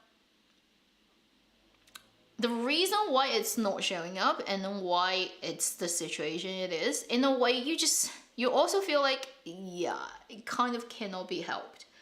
It ended up being what it is because it was a little bit out of whack, the whole thing surrounding BL. It's warping the industry too much, and if people don't know, while the BL genre got, first it started on internet as web novels, right, and then got adapted into dramas, and it starts to get a little bit out of control, and it tends to attract extreme fandom chaoses. Just the nature of the CP thing, and right after the airing you need to 提纯, right?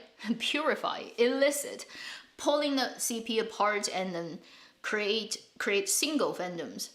Because all that whole process that has run through a couple of dramas, it starts to get out of control in sense of not the drama itself or BL, anything wrong with that. There's no really banning on it, but it's like what happens surrounding it that is just getting out of control in China. And it actually starts to cause, like, the screen stuff, the story stuff start to really mess up reality, like people's life, young student age viewers, you know, like because capital got in. And the thing is, money got in, and money doesn't care about. Think about those big pharmaceutical companies. It's the same thing. They don't care that people get addicted on their drugs. They just want to make money. So money goes into this industry, and they find BL, this genre, becoming something that's the hottest. They can make most money off fastest. So they start to go crazy on it. And the result is, in a lot of China's like primary school, sort of like middle school, so like in like the bookstore around the schools and what the kids read. It's just like whole shelves and shelves after shelves of BL novels. It's like primary school kid goes to like the closest bookstore from their school, and all they see is BL novels that got to that point. So it's not just in Dramaland, it's everywhere, every opportunity, whether it's selling makeup, whether it's selling any products, whether it's school stationery like a kid's using. It's just the actual thing going on in real world is that popularity and money can be made and people just go crazy on it. So it got too far. It got like the tentacles that got into too many things. That's why there's no clear policy banging, but like it's not encouraging you to do it anymore.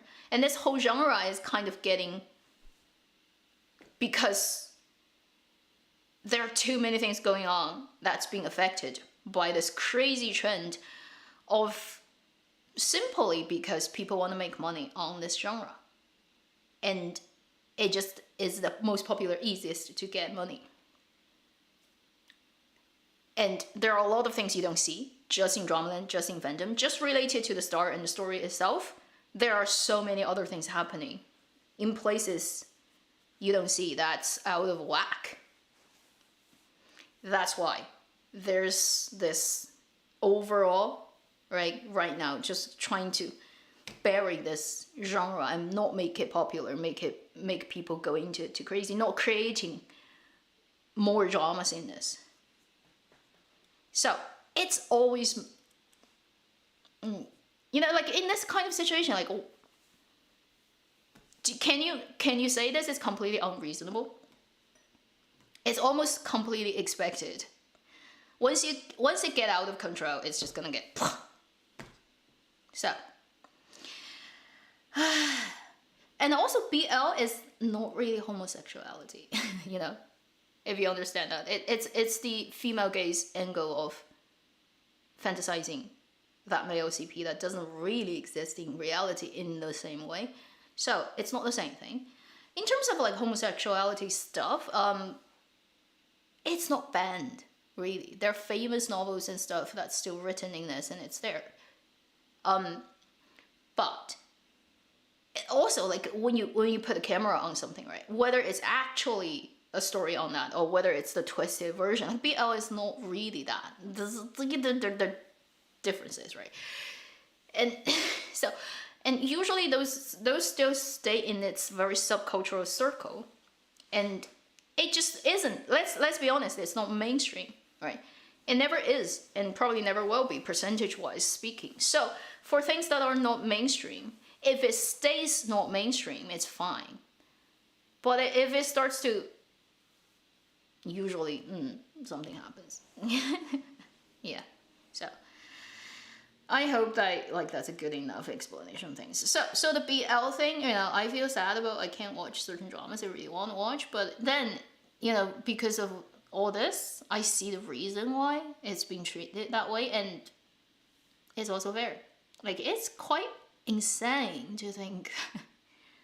It's like primary school. Like, when I was in primary school, what was I reading out of like school text? It's pretty unimaginable. It's like reading BL novels for all the like 8-year-old. And it invades into everything, into like, all those printed stuff like you get, like kids buy, from stationery. And it's just all like, whether it's manga drawn or actual actor, like real human faces, a bit over the top situation.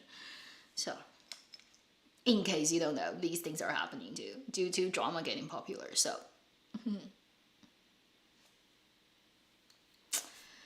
yeah. So I guess like we shall see what happens later with this. Anything gets like, it's like, yeah, once money has its eyes on you, you're destroyed. Just like the same thing as certain pharmaceuticals wanting to make a whole nation's people addicted to their painkillers. I think people know what I'm talking about, right? So it's the same thing, exact same thing.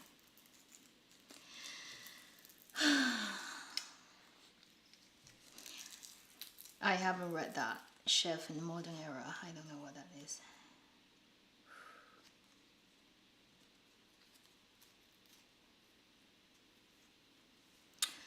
Yeah, and also like there are even more terrible things, like teachers actually putting like the star slate like and idol slate like into the test of paper. So for example, you're making a test of like mathematics or whatever, and you have those questions about making up a scenario and then work it out, right? And they would write their idol's name into it and make it into the story.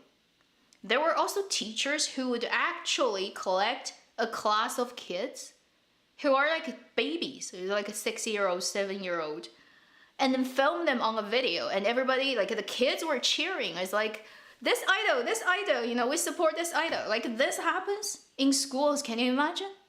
So that's why, like, when it gets to that point, you know, like there's nothing to help you. If you get banned or anything, like it's just like you asked for it. It's out of control. It cannot be like this.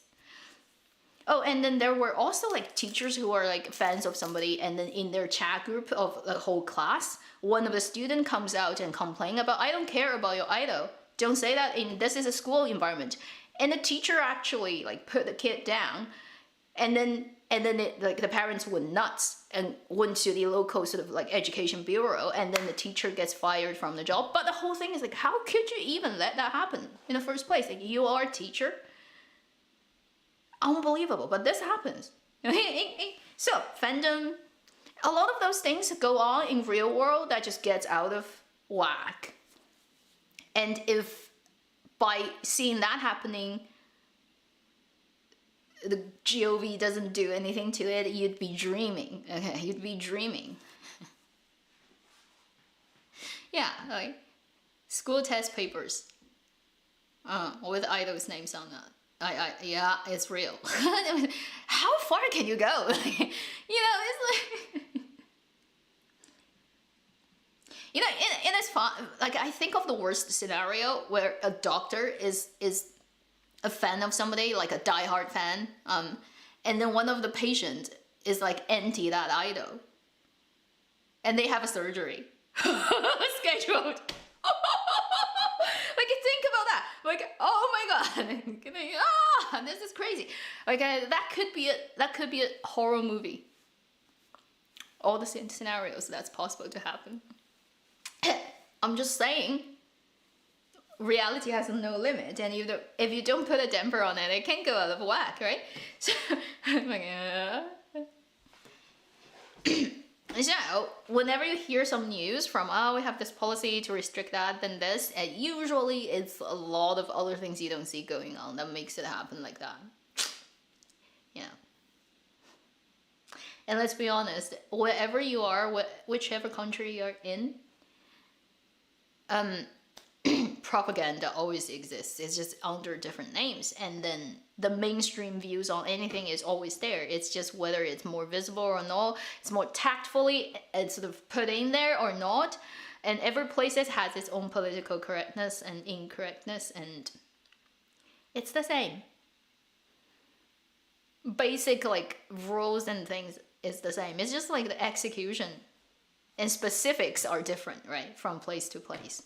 But essentially, it's like, yeah, why does Chinese government censor this? I'm like, why does American government censor that? You know, everybody does something they think is in their favor. Not that different. It's just in different things.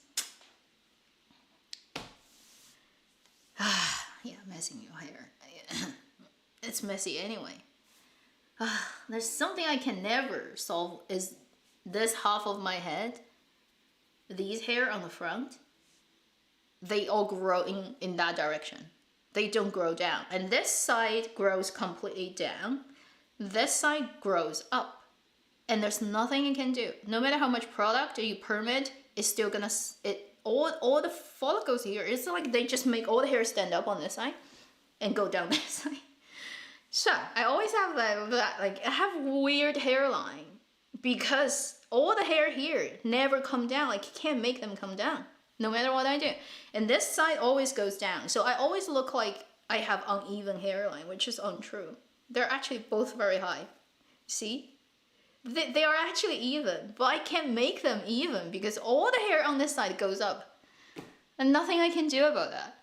So I can't have those like band like hairstyle because it will part. It will just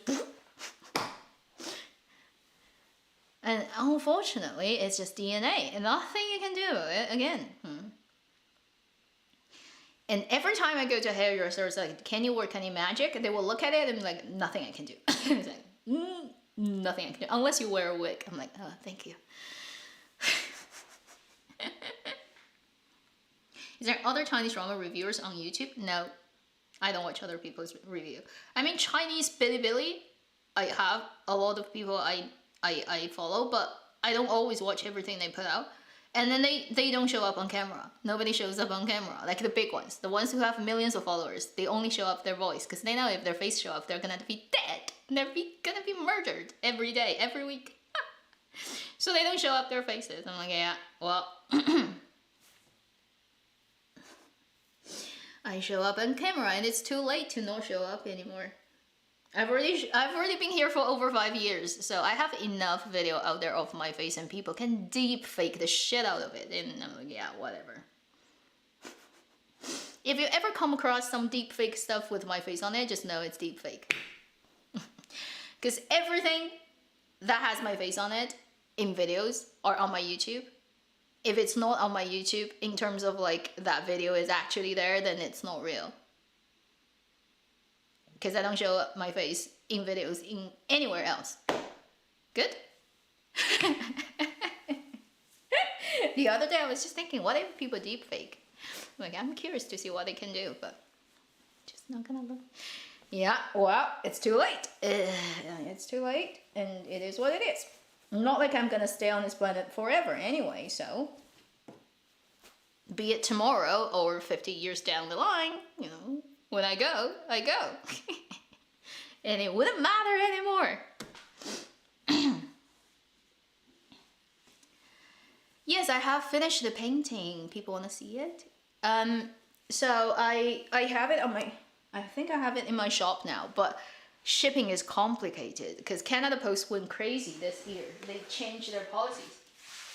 And I cannot ship stuff that's bigger easily out. So it's gonna be really complicated to ship them, but what can I do?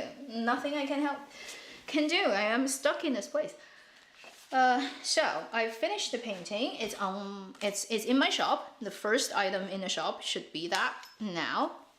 I have them in 3 sizes. This is the 5x7 standard photo size. It's the same thing. It's just in different sizes. This is the 8x10. Have I cut it? I forgot if I cut it, but it's on 8.5x11, but I'll cut it to 8x10. And these two are matte. So let's see how clearly it can show up on my camera. Autofocus. So this is matte. It wouldn't shine at all. The 5 and 7 too. So they are on the same paper. Wouldn't shine in any way. It's just a matte surface. Completely matte. Then the bigger one, which I would have to ship in this thing because it's too big. And that's the problem. If I ship it, one thing is it's hard to ship with other things. I can't curl it up that much. So it has to go as one thing, probably. Unless you have a tiny bookmark in it, probably can fit. But like stickers, it's gonna be awkward. Certain like postcards, awkward. You can't roll it up. And then international ones, the big ones, the small one, this one can go just as a regular mail. And then the 2 other sizes, Canada Post went crazy this year. They wouldn't allow you to ship it as a mail anymore. I'm like, really? You're that lack of money? Also, UPS have gone crazy too. This year, their import tax is insane. Everybody needs money, basically. So, if you're international, like outside of Canada and US, you would have to get it. I would have to ship it as by a different courier, and it wouldn't be Canada Post, and it would be a bit complicated. But if you want to order, you can email me. So this is the big one, 12 by 16. That's the inch, and it's semi-glossy, so you can see it. It's glossy. Because I can't find a very good matte paper, and also matte paper wouldn't be able to curl up. You can roll it. You can roll it. It's too hard. And this can still work as a poster, and I've rolled it for like over 24 hours and opened it up. It's still good. Semi-glossy. This is 12 by 16, and it's about 30 by 40 centimeters in metric scale. Yeah, it's about this big, so you get an idea about how big it is. I don't know. What's the best way to explain the size? It's the same size as that painting back there on the wall. It's the same, so it will fit exactly into that frame. Don't know if you can see that. I'm just gonna hold it up to it. So that would be that. Same size. So this is the largest print I've done so far, and I can print up to 13 by 19, but I haven't drawn that big a picture. The largest version of this picture is this size. This is in its original drawing size. Cannot be enlarged anymore. It would be blurry once beyond this point. Yeah, and it's in the shop, so you can see the. You can go there and see the pictures over there will be more clear, because right now my stream is not very high definition because my upload speed is shit. So you can only see this, okay? This is how far you can the details of things. Orchid. I changed his clothes to green because black is too deep. Black is like, if you draw like a black guy here, the whole painting looks terrible. So. And then some flowers, some butterflies, and the background is his place. You know, that moon-like mountain thing. So, these are the 3 sizes I have. I also probably will put out a digital version, a PDF. I haven't exported it yet. A PDF where it's only the line work, so not any color, just the lines, and I'll just do it as a digital that you can download, and then like color, like if people like to color stuff, because I know some people really like to color books, and then it's all line work and you just fill it in, right? With, you can print it out on your own paper. I probably will do that too. That painting took me 2 weeks. Oh my god. And I changed the color so many times, the background, the foreground, how deep it is. until I was like I went out. I'm like, I stop here. I don't do it anymore. It's too crazy.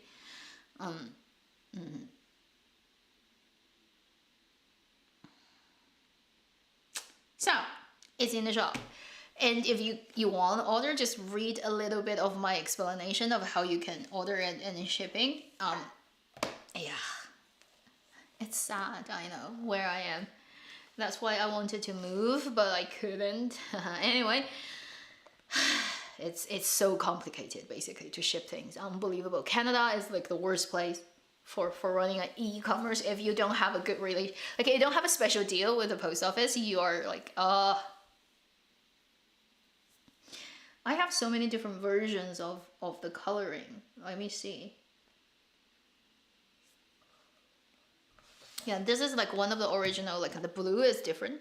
It's this blue, but it doesn't work well.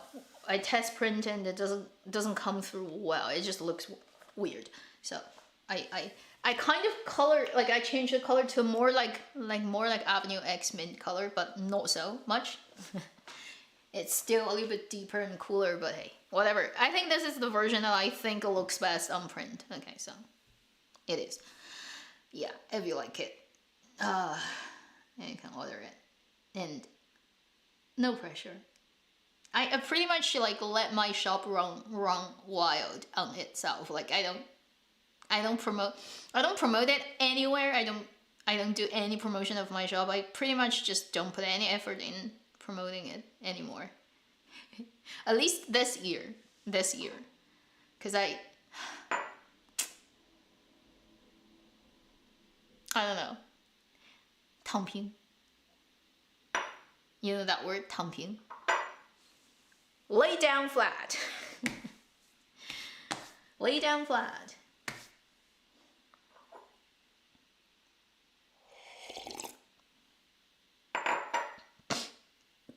Marcus. Yeah, there's a guy, right, who does also talking about Chinese dramas. He most does like news bulletin things about this goes on, that goes on. I think I've watched his video a long time ago. Haven't really checked out his stuff.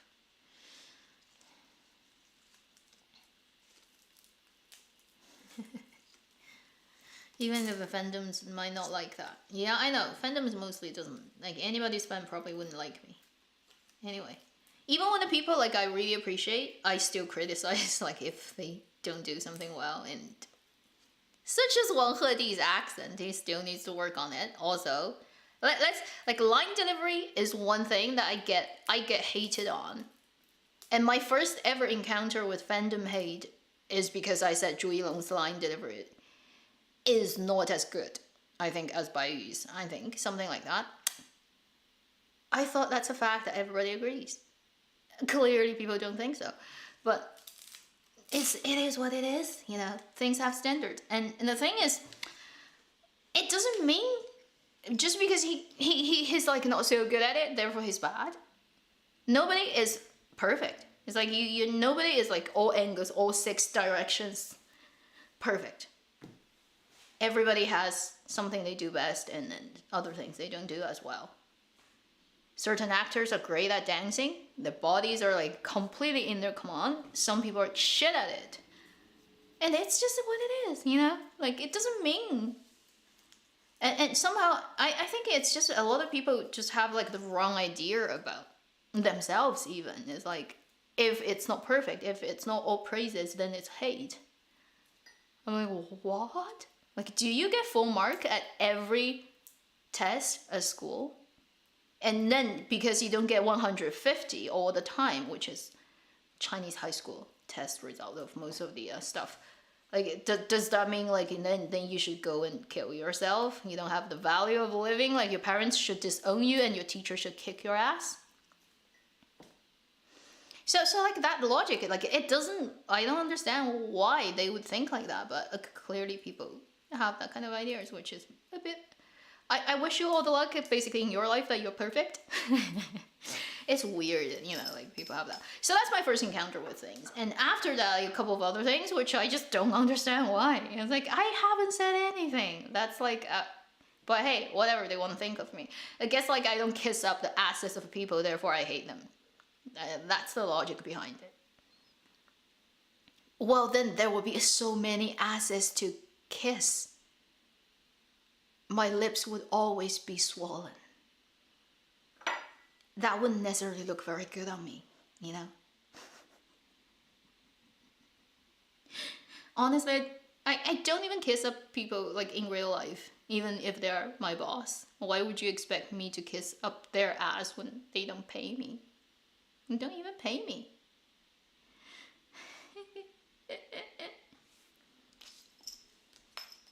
Yeah, line delivery is a big problem. So it's like, yeah, Wang Hedi he actually has talent in acting. I'm very highly appreciative of that. But he needs to sort out his line delivery and his accent. Gong Jun needs to sort out his line delivery. Zhang Linghe as well, okay? Because the latest trailer of Kunning Palace with him and Bai Lu, the trailer is, both of them are using their real voice. The line deliveries of both need work. That's all I'm gonna say, okay? And it's a lot of actors are not good at it. Let's just say young actors. Very few are very good at it, okay? Zhang Xingcheng is good at it. There's another guy. Zhang Ruoyun is good at it. Like at that age range, okay, roughly around that age, or like even older ones I wouldn't mention anymore. But like the, like say in their, like Zhang Ruoyun is slightly older, in his 30s, I think. Zhang Xingcheng is still in his 20s, and even like Hu Xianxu, younger 20s.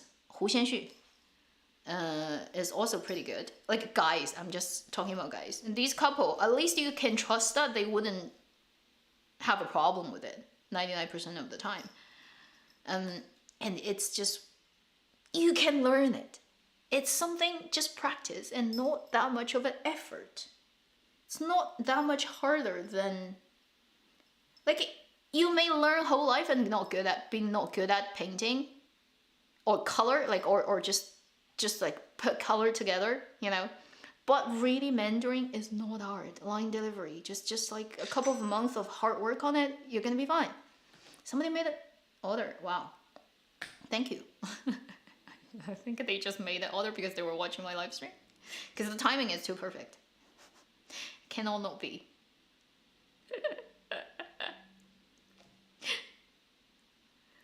Yeah, I hope that it can get to you with regular mail. And yeah, and if it's tracked, it's just so expensive. Unbelievably expensive. I don't know. So, yeah. Constructive criticism. Yeah, well. So the line thing is a huge thing. Live chat started. We're in 12. I'm gonna do another 20 minutes and I have to go. In case I have other things I have a chore I need to run.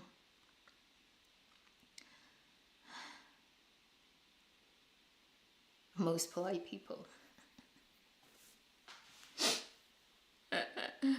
Well, yeah, I don't go crazy, you know. But even when it's not like, as long as it's not all praises, then it's hate. Like, that's in Fandom's opinion, that's it. Which is like, yeah, wow. Xincheng is really good. Broadway material. Well, unfortunately, he's not American. He's not born in a... And also, even if you're... Like, say, if he was an American person and he likes Broadway, if he is who he is, which is, like, Asian, not gonna get a major role in Broadway. Very hard. For a guy, particularly. How many roles can you do? You know, think about that. You're probably not gonna get... You're always gonna just be playing supporting roles. Theater is tough, but if you like it, it's great. It's just so much, actually sometimes it's so much more interesting than in front of the camera, because it's all live, it's in the moment. Cannot spell Chinese name, it's Stephen Zhang. Zhang Xincheng. He needs to pick his script, right? His recent couple of scripts are... Let's say the 县委大院, if he's gonna be good in it. The 正午阳光 one, that's gonna come out before national holiday, I think. Although I haven't heard anything and it's only half a month away. But it's just so designed for October, at least I think. It should come out around October, let's see. Hong Kong drama, not recent years, because there haven't been many very good ones, right? The TVB golden ages were really the 70s, 80s, 90s were so good. And then it kind of declines. Yeah. 100K? I don't think I will celebrate 100K next live. It's not gonna be that fast. It's been a very slow climb, so probably next year if nothing weird happens. Let's just pray entertainment business doesn't crash, right? And if like another big person falls and then somehow people hate me for talking about it, then it's just gonna be stopped again. I don't care. The subscription thing, right? It's like, yeah, they give you like 100K, so what? It doesn't change anything, actually. It's just a number. Zheng Yecheng, his line delivery is not bad in terms of his rhythm of talking and his intonation, but his dictation, his lips and biting the words have problems. He has clear problems, and he's in that weird habit of not fully pronounce his vowels. And he cuts off certain things, and he doesn't start the head of a sound properly and ends it properly. He has this specific way of talking here. A lot of the sounds, he wouldn't finish wrapping it around that vowel. He would just cut it. And it's a clear 正业成 thing. He does it in everything he does, which is like, I wish somebody would tell him to fix that. It wouldn't be hard, because he's got every other thing right in the place. Don't know why he would have that weird way of talking. It's a not very common thing for Mandarin speakers to have that weird cutting off the sound thing. It just doesn't quite fully pronounce it. I noticed these things, right? When I was little, I was an expert. I was a professional in this until I wasn't.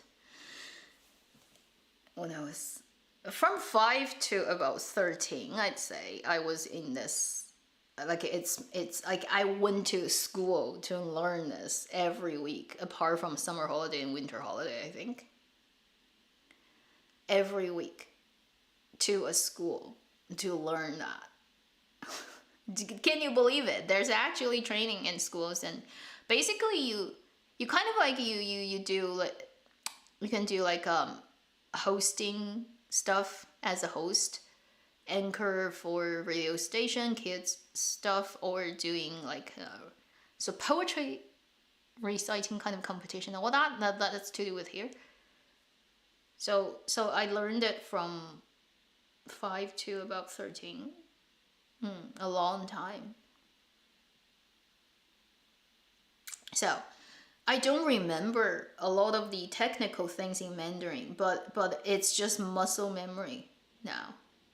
So technically I'm not an expert, and I can't teach other people in terms of like all the technical words, and I'm not perfect in that, because a lot of the details I don't brush up on it, so it's not that. But say if I need to be sitting in front of a radio station mic and actually do it properly for news and whatever, I probably need a month of time to warm up and do a lot of exercises, and then just fixing a couple of things, and then I can go ahead and do it now, because I have everything else ready. It's just, yeah.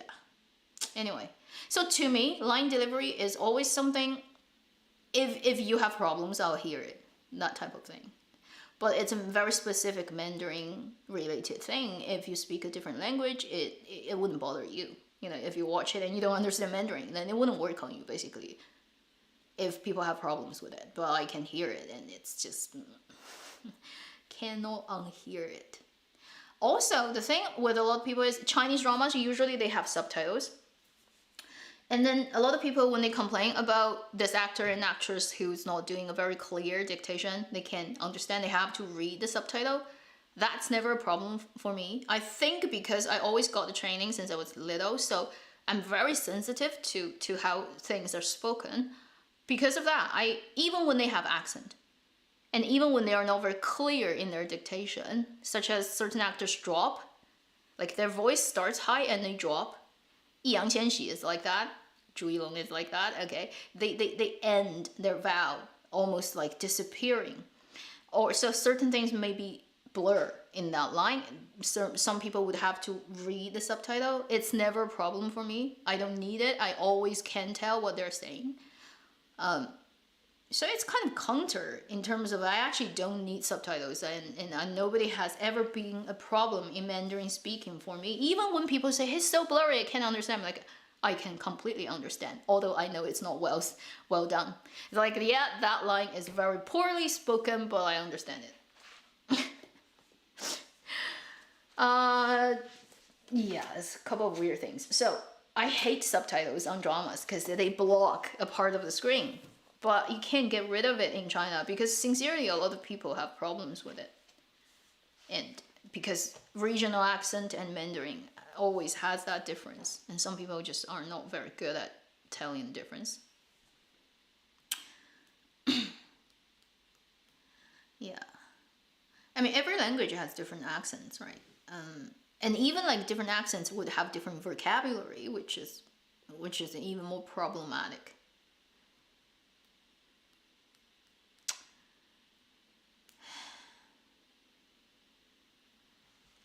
Line delivery, yeah, 台词. Particularly, I think it just happens to be something I'd say in Chinese acting and Chinese theater and tradition and everything, that it just happens to have this weird, almost more pronounced importance than, let's say, in other languages. For example, like I see English, and whether it's British or American or other countries speaking English, making films and televisions, usually it's not a big deal. Everybody has their perks of speaking in certain ways, accents, and it never was such a big problem. And almost there is no agreed sort of perfect way of speaking it anyway.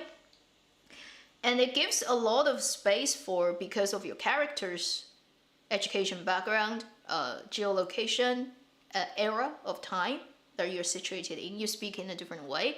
And it's just like people don't have really a problem with it's not standard. But for Chinese dramas and film, there is this sort of almost agreed sort of tradition, and it's just awkward if you don't do it in that way, because you're not going to fit in. Everybody else will sound different than you do. And also, the more period, the more time, not contemporary, not now, not in 2022, the more sort of back in time, then you almost have to be more standard. If you don't, it's just going to take people out of the story. Although we all know historically, those people in Song Dynasty, Tang Dynasty, Qing Dynasty don't actually speak like the actors do. Because the actors are speaking contemporary, standardized Mandarin. And it only works now. 50 years ago, 100 years ago, people don't sound like that at all. So it's not historically accurate. But if you don't do it in that way, it destroys the drama. It destroys the believability of that illusion. And also, just because everybody has to be, if you're talking about a fictional time, right, all the characters living in that time, then likely is they're gonna have the same accent. Period time, nobody travels by airplane. You can't have multiple accents working in the same place where they all grow up together. It doesn't work. So, in that case, if everyone else is speaking standard Mandarin and there's one actor who jumps out and who has a strong accent, boom, the whole thing just collapses. Terribly. That's why it has this weird, more sort of scrutinization on accents and stuff. So for an actor, standard actor, the best thing is you're perfect in your Mandarin and you know how to deliver lines with the right accent and what right emphasis, breaking of the sentence, you're no problem. Then you go and figure out for your specific character whether she should have a specific accent or a way of speaking. You work off that, and that's fine, and that's what professional people should do. Unfortunately, these days, a lot of unprofessional actors who don't even have the first step of training of how to talk properly. One is accent, one is pacing, like where you break the sentence, where do you put emphasis on the words, meaning, do you understand the line you're talking about and how do you pace it? Then where you make the sound. A lot of them don't even have training of where the sound should come from to make it sound good. Or like people can hear it clearly. And using your muscle around your mouth to actually make it sound like clear. Anyway, so a lot of people don't even have the first step of training. Then the later sort of like adding character to it is like beyond their reach. That's why it gets complained a lot, and then and a lot of people were like, you are not even good at that. How could you call yourself an actor? Which is pretty fair. Yeah. I think in English it's not so important and pronounced and so specific, but it's also important. Like if you go to Shakespeare, like RADA, that kind of school, you're gonna get trained like hell. You also have to do productions on stage. You have to be able to make people hear you clearly. That also is in the training, a lot, right? So you need that. But I think in Chinese drama and film, it probably is even more important than in a lot of other places. At least the emphasis on it.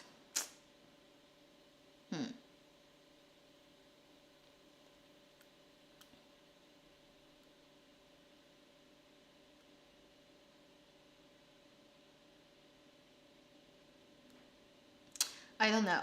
I don't know sincerely, Petra, about like why it is the way it is for me.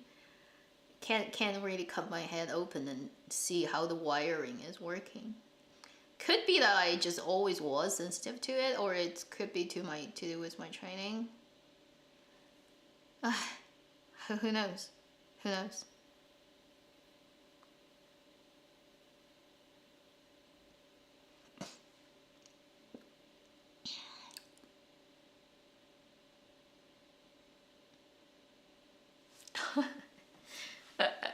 Interesting. People are talking about dialect. Yeah, dialect is just such an interesting thing, right?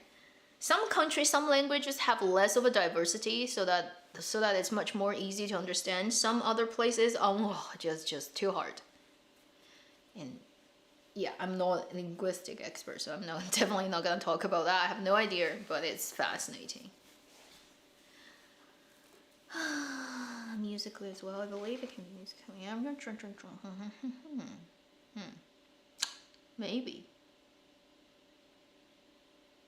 I remember music well, but then I cannot rationalize it. Another thing about me that's funny is if I try to learn, like on textbook, the theories of music, chords, progressions, scales, keys, all those professional sort of very standard academic terms about things, and how like it's almost like mathematics, right? You do the math between this and that, and you do that calculation. All that, I can read it and I can understand it on spot. I shut off the video or I turn away from the book. 2 days later, I forget about completely. And I've tried it many times, right? To actually learn it. If you go to music academy, you would have the theory class. You have to actually learn these things, right? And I'm like, yeah, it's not like rocket science. I can learn this. I go and read it, and then next day I forget completely. I can't. I've tried many times, and I've given up. I even have like the music for dummy, a piano for dummy. It's there on my shelf. Okay, I will read it. It was like, yeah, that makes sense. That's perfect. Yeah, I have a piano. I see that totally. Close the book. Next day, have no idea what I just read. I can't remember it, and I've tried it multiple times. It just never stick to my memory. So I'm like, I gave up. And probably it's just my wiring. I don't know why. Maybe it's blame it on DNA. So I like when people say it's in that key, it's this chord, it's that scale. I'm like, I have no idea what you're talking about, but just put it on the piano, like press it down there. Oh, okay, it's that. So you see, like when I do my guqin stuff, right? People would go and ask me, it's like, do you have like a sheet for what you've just played? I'm like, no, it's my head. I can't even write it out, because then I'll have to figure out, okay, like what is this? Is it 4/4? Is the A6? Is like how the mathematics, the bars? How many beats is in each bar? Like I have no idea. I can't do it. I just hear it, and I can repeat it, but I cannot put it on paper. I don't understand. Every time I try, I forget about it next day. It never sticks to me. It's just one thing I cannot learn. I don't know why. Maybe it's just configuration of my head. So people were like, yeah, can you write it down? Like, I can try, but it's probably gonna take me 2 days to write a 2-minute tune. I struggle so much at trying to put music on paper. I can't do it. Also, like reading. Like when I was little, I learned piano for a bit, okay, a very short time. And even till like the end of 2 years, I still cannot play just by the side looking at like all those tadpoles. Like, where are you? Like count. Like where are you on the keyboard? I can't do it. No matter how hard I try, so I gave up on it. It's just one of those things. I can't do it. But other things is fine. Like I read, I understand, I remember. But music is a weird thing. I never remember it. I can't do it. I'm like just like, so I get an app and I'm like, okay, I'm just always gonna tune that string at that hertz, and that's gonna stay there. Okay, so that's all I can do. It's like, and then when you say like, what key is like this whole song is in? I'm like, I have no idea what you're talking about. I can't tell you. So, wow, it's almost 12:30. Okay, 5 more minutes and I have to go. Maid's Revenge drama. I haven't watched it. I don't know.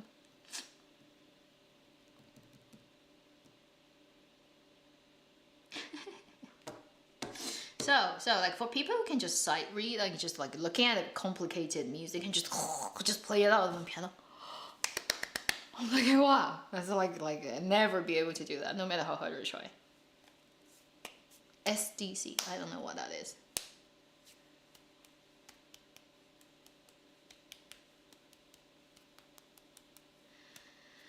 I should wrap up this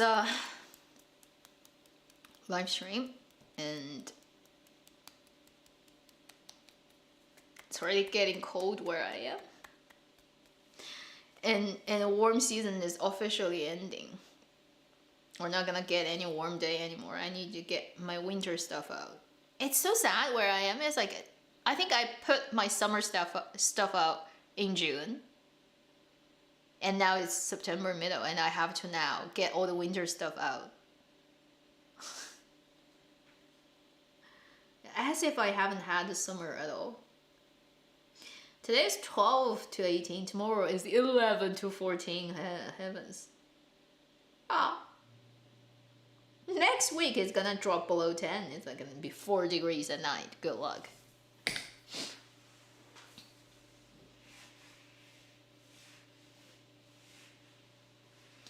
And you say if it's okay, I said earlier, but it's not that great, but it's watchable, and it's too short an episode, and I think they intentionally did it in editing.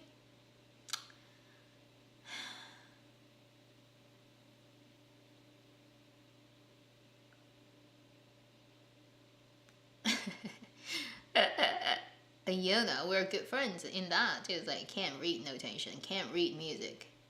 I can play it, something, or just hear it and play it on piano, but I can't do it. Also, I have no idea how the some people can just hear the keys, you know, what's that? Absolute 绝对音感. Like they just have the perfect pitch, yes. They know like which key it is when they hear it. I'm like, how do you do that? Unbelievable. Don't have that. Oh, and also, I don't like 440 for some reason. Like the A equals 440. All my guqing is tuned to 432. So if you have any of the videos watching like on my second channel now, yeah, I should re-upload those. It's all tuned to 432 as A. And then everything according to that. Because the thing is, right, when it's 440, then there are a lot of notes that are not in a complete number. They would have a lot of decibels, and it just like, I hate that. I want it to be perfect. So my guqing, the A is 432, therefore everything is in increment, like it's in that ratio. It's like 144 to 88. And it's just 108 to 216, and it's like, that number is perfect. It's just one of the weird things.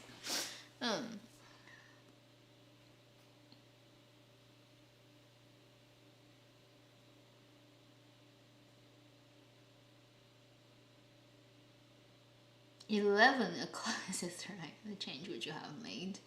Ending. I would really extend the ending. I would add a couple more scenes. I'd probably rewrite the last 6 episodes completely. The pacing completely falls around 32, 33 particularly. It's just like suddenly like, yeah, the pacing just went off whack. I mean, yeah, or who knows? Like they said they ran out of money, but hey, you know, this is in pre-production, you should plan anyway, and then you don't shoot things chronologically anyway, so it's hard to say the last couple of episodes suffers because you shoot based on the renting of your location, right? You rent one location, you shoot all the scenes in it, crossing the whole drama, so does not make sense. Say you run out of budget and then only the last couple of episodes suffer, you know, like you weren't even filming that in that order, so like how does that work? I just say like their script have problems. The last 6 of the 苍兰诀 gets rewritten a little bit, it probably will be perfect. Yeah. Okay. And then Forbidden Love, I've already talked about it early in this live stream, so that should be the end of this live stream. I need to get a few other things done in my life. Thank you for joining today to my live stream. For everybody who's here, whether you've actually typed anything or not, or like or super chat, or like ordering stuff from my shop, thank you September. So in live stream, I'll see you in October. I'll do it every month, right? And then in other things, pray. Let's just pray. 2 days later, from 2 days from now, like the world is still here. It doesn't collapse and doesn't blow up. Entertainment business in China still exists.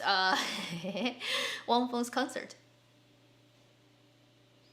Let's just pray, because we've had enough. Okay, during this week we've had enough. There's like enough crashes. We still want the entertainment business to exist in some form, so let's just pray for that. Okay. Saturday video, yes, and I'm gonna just run through so many trailers that's happened yesterday. Take care. Bye bye.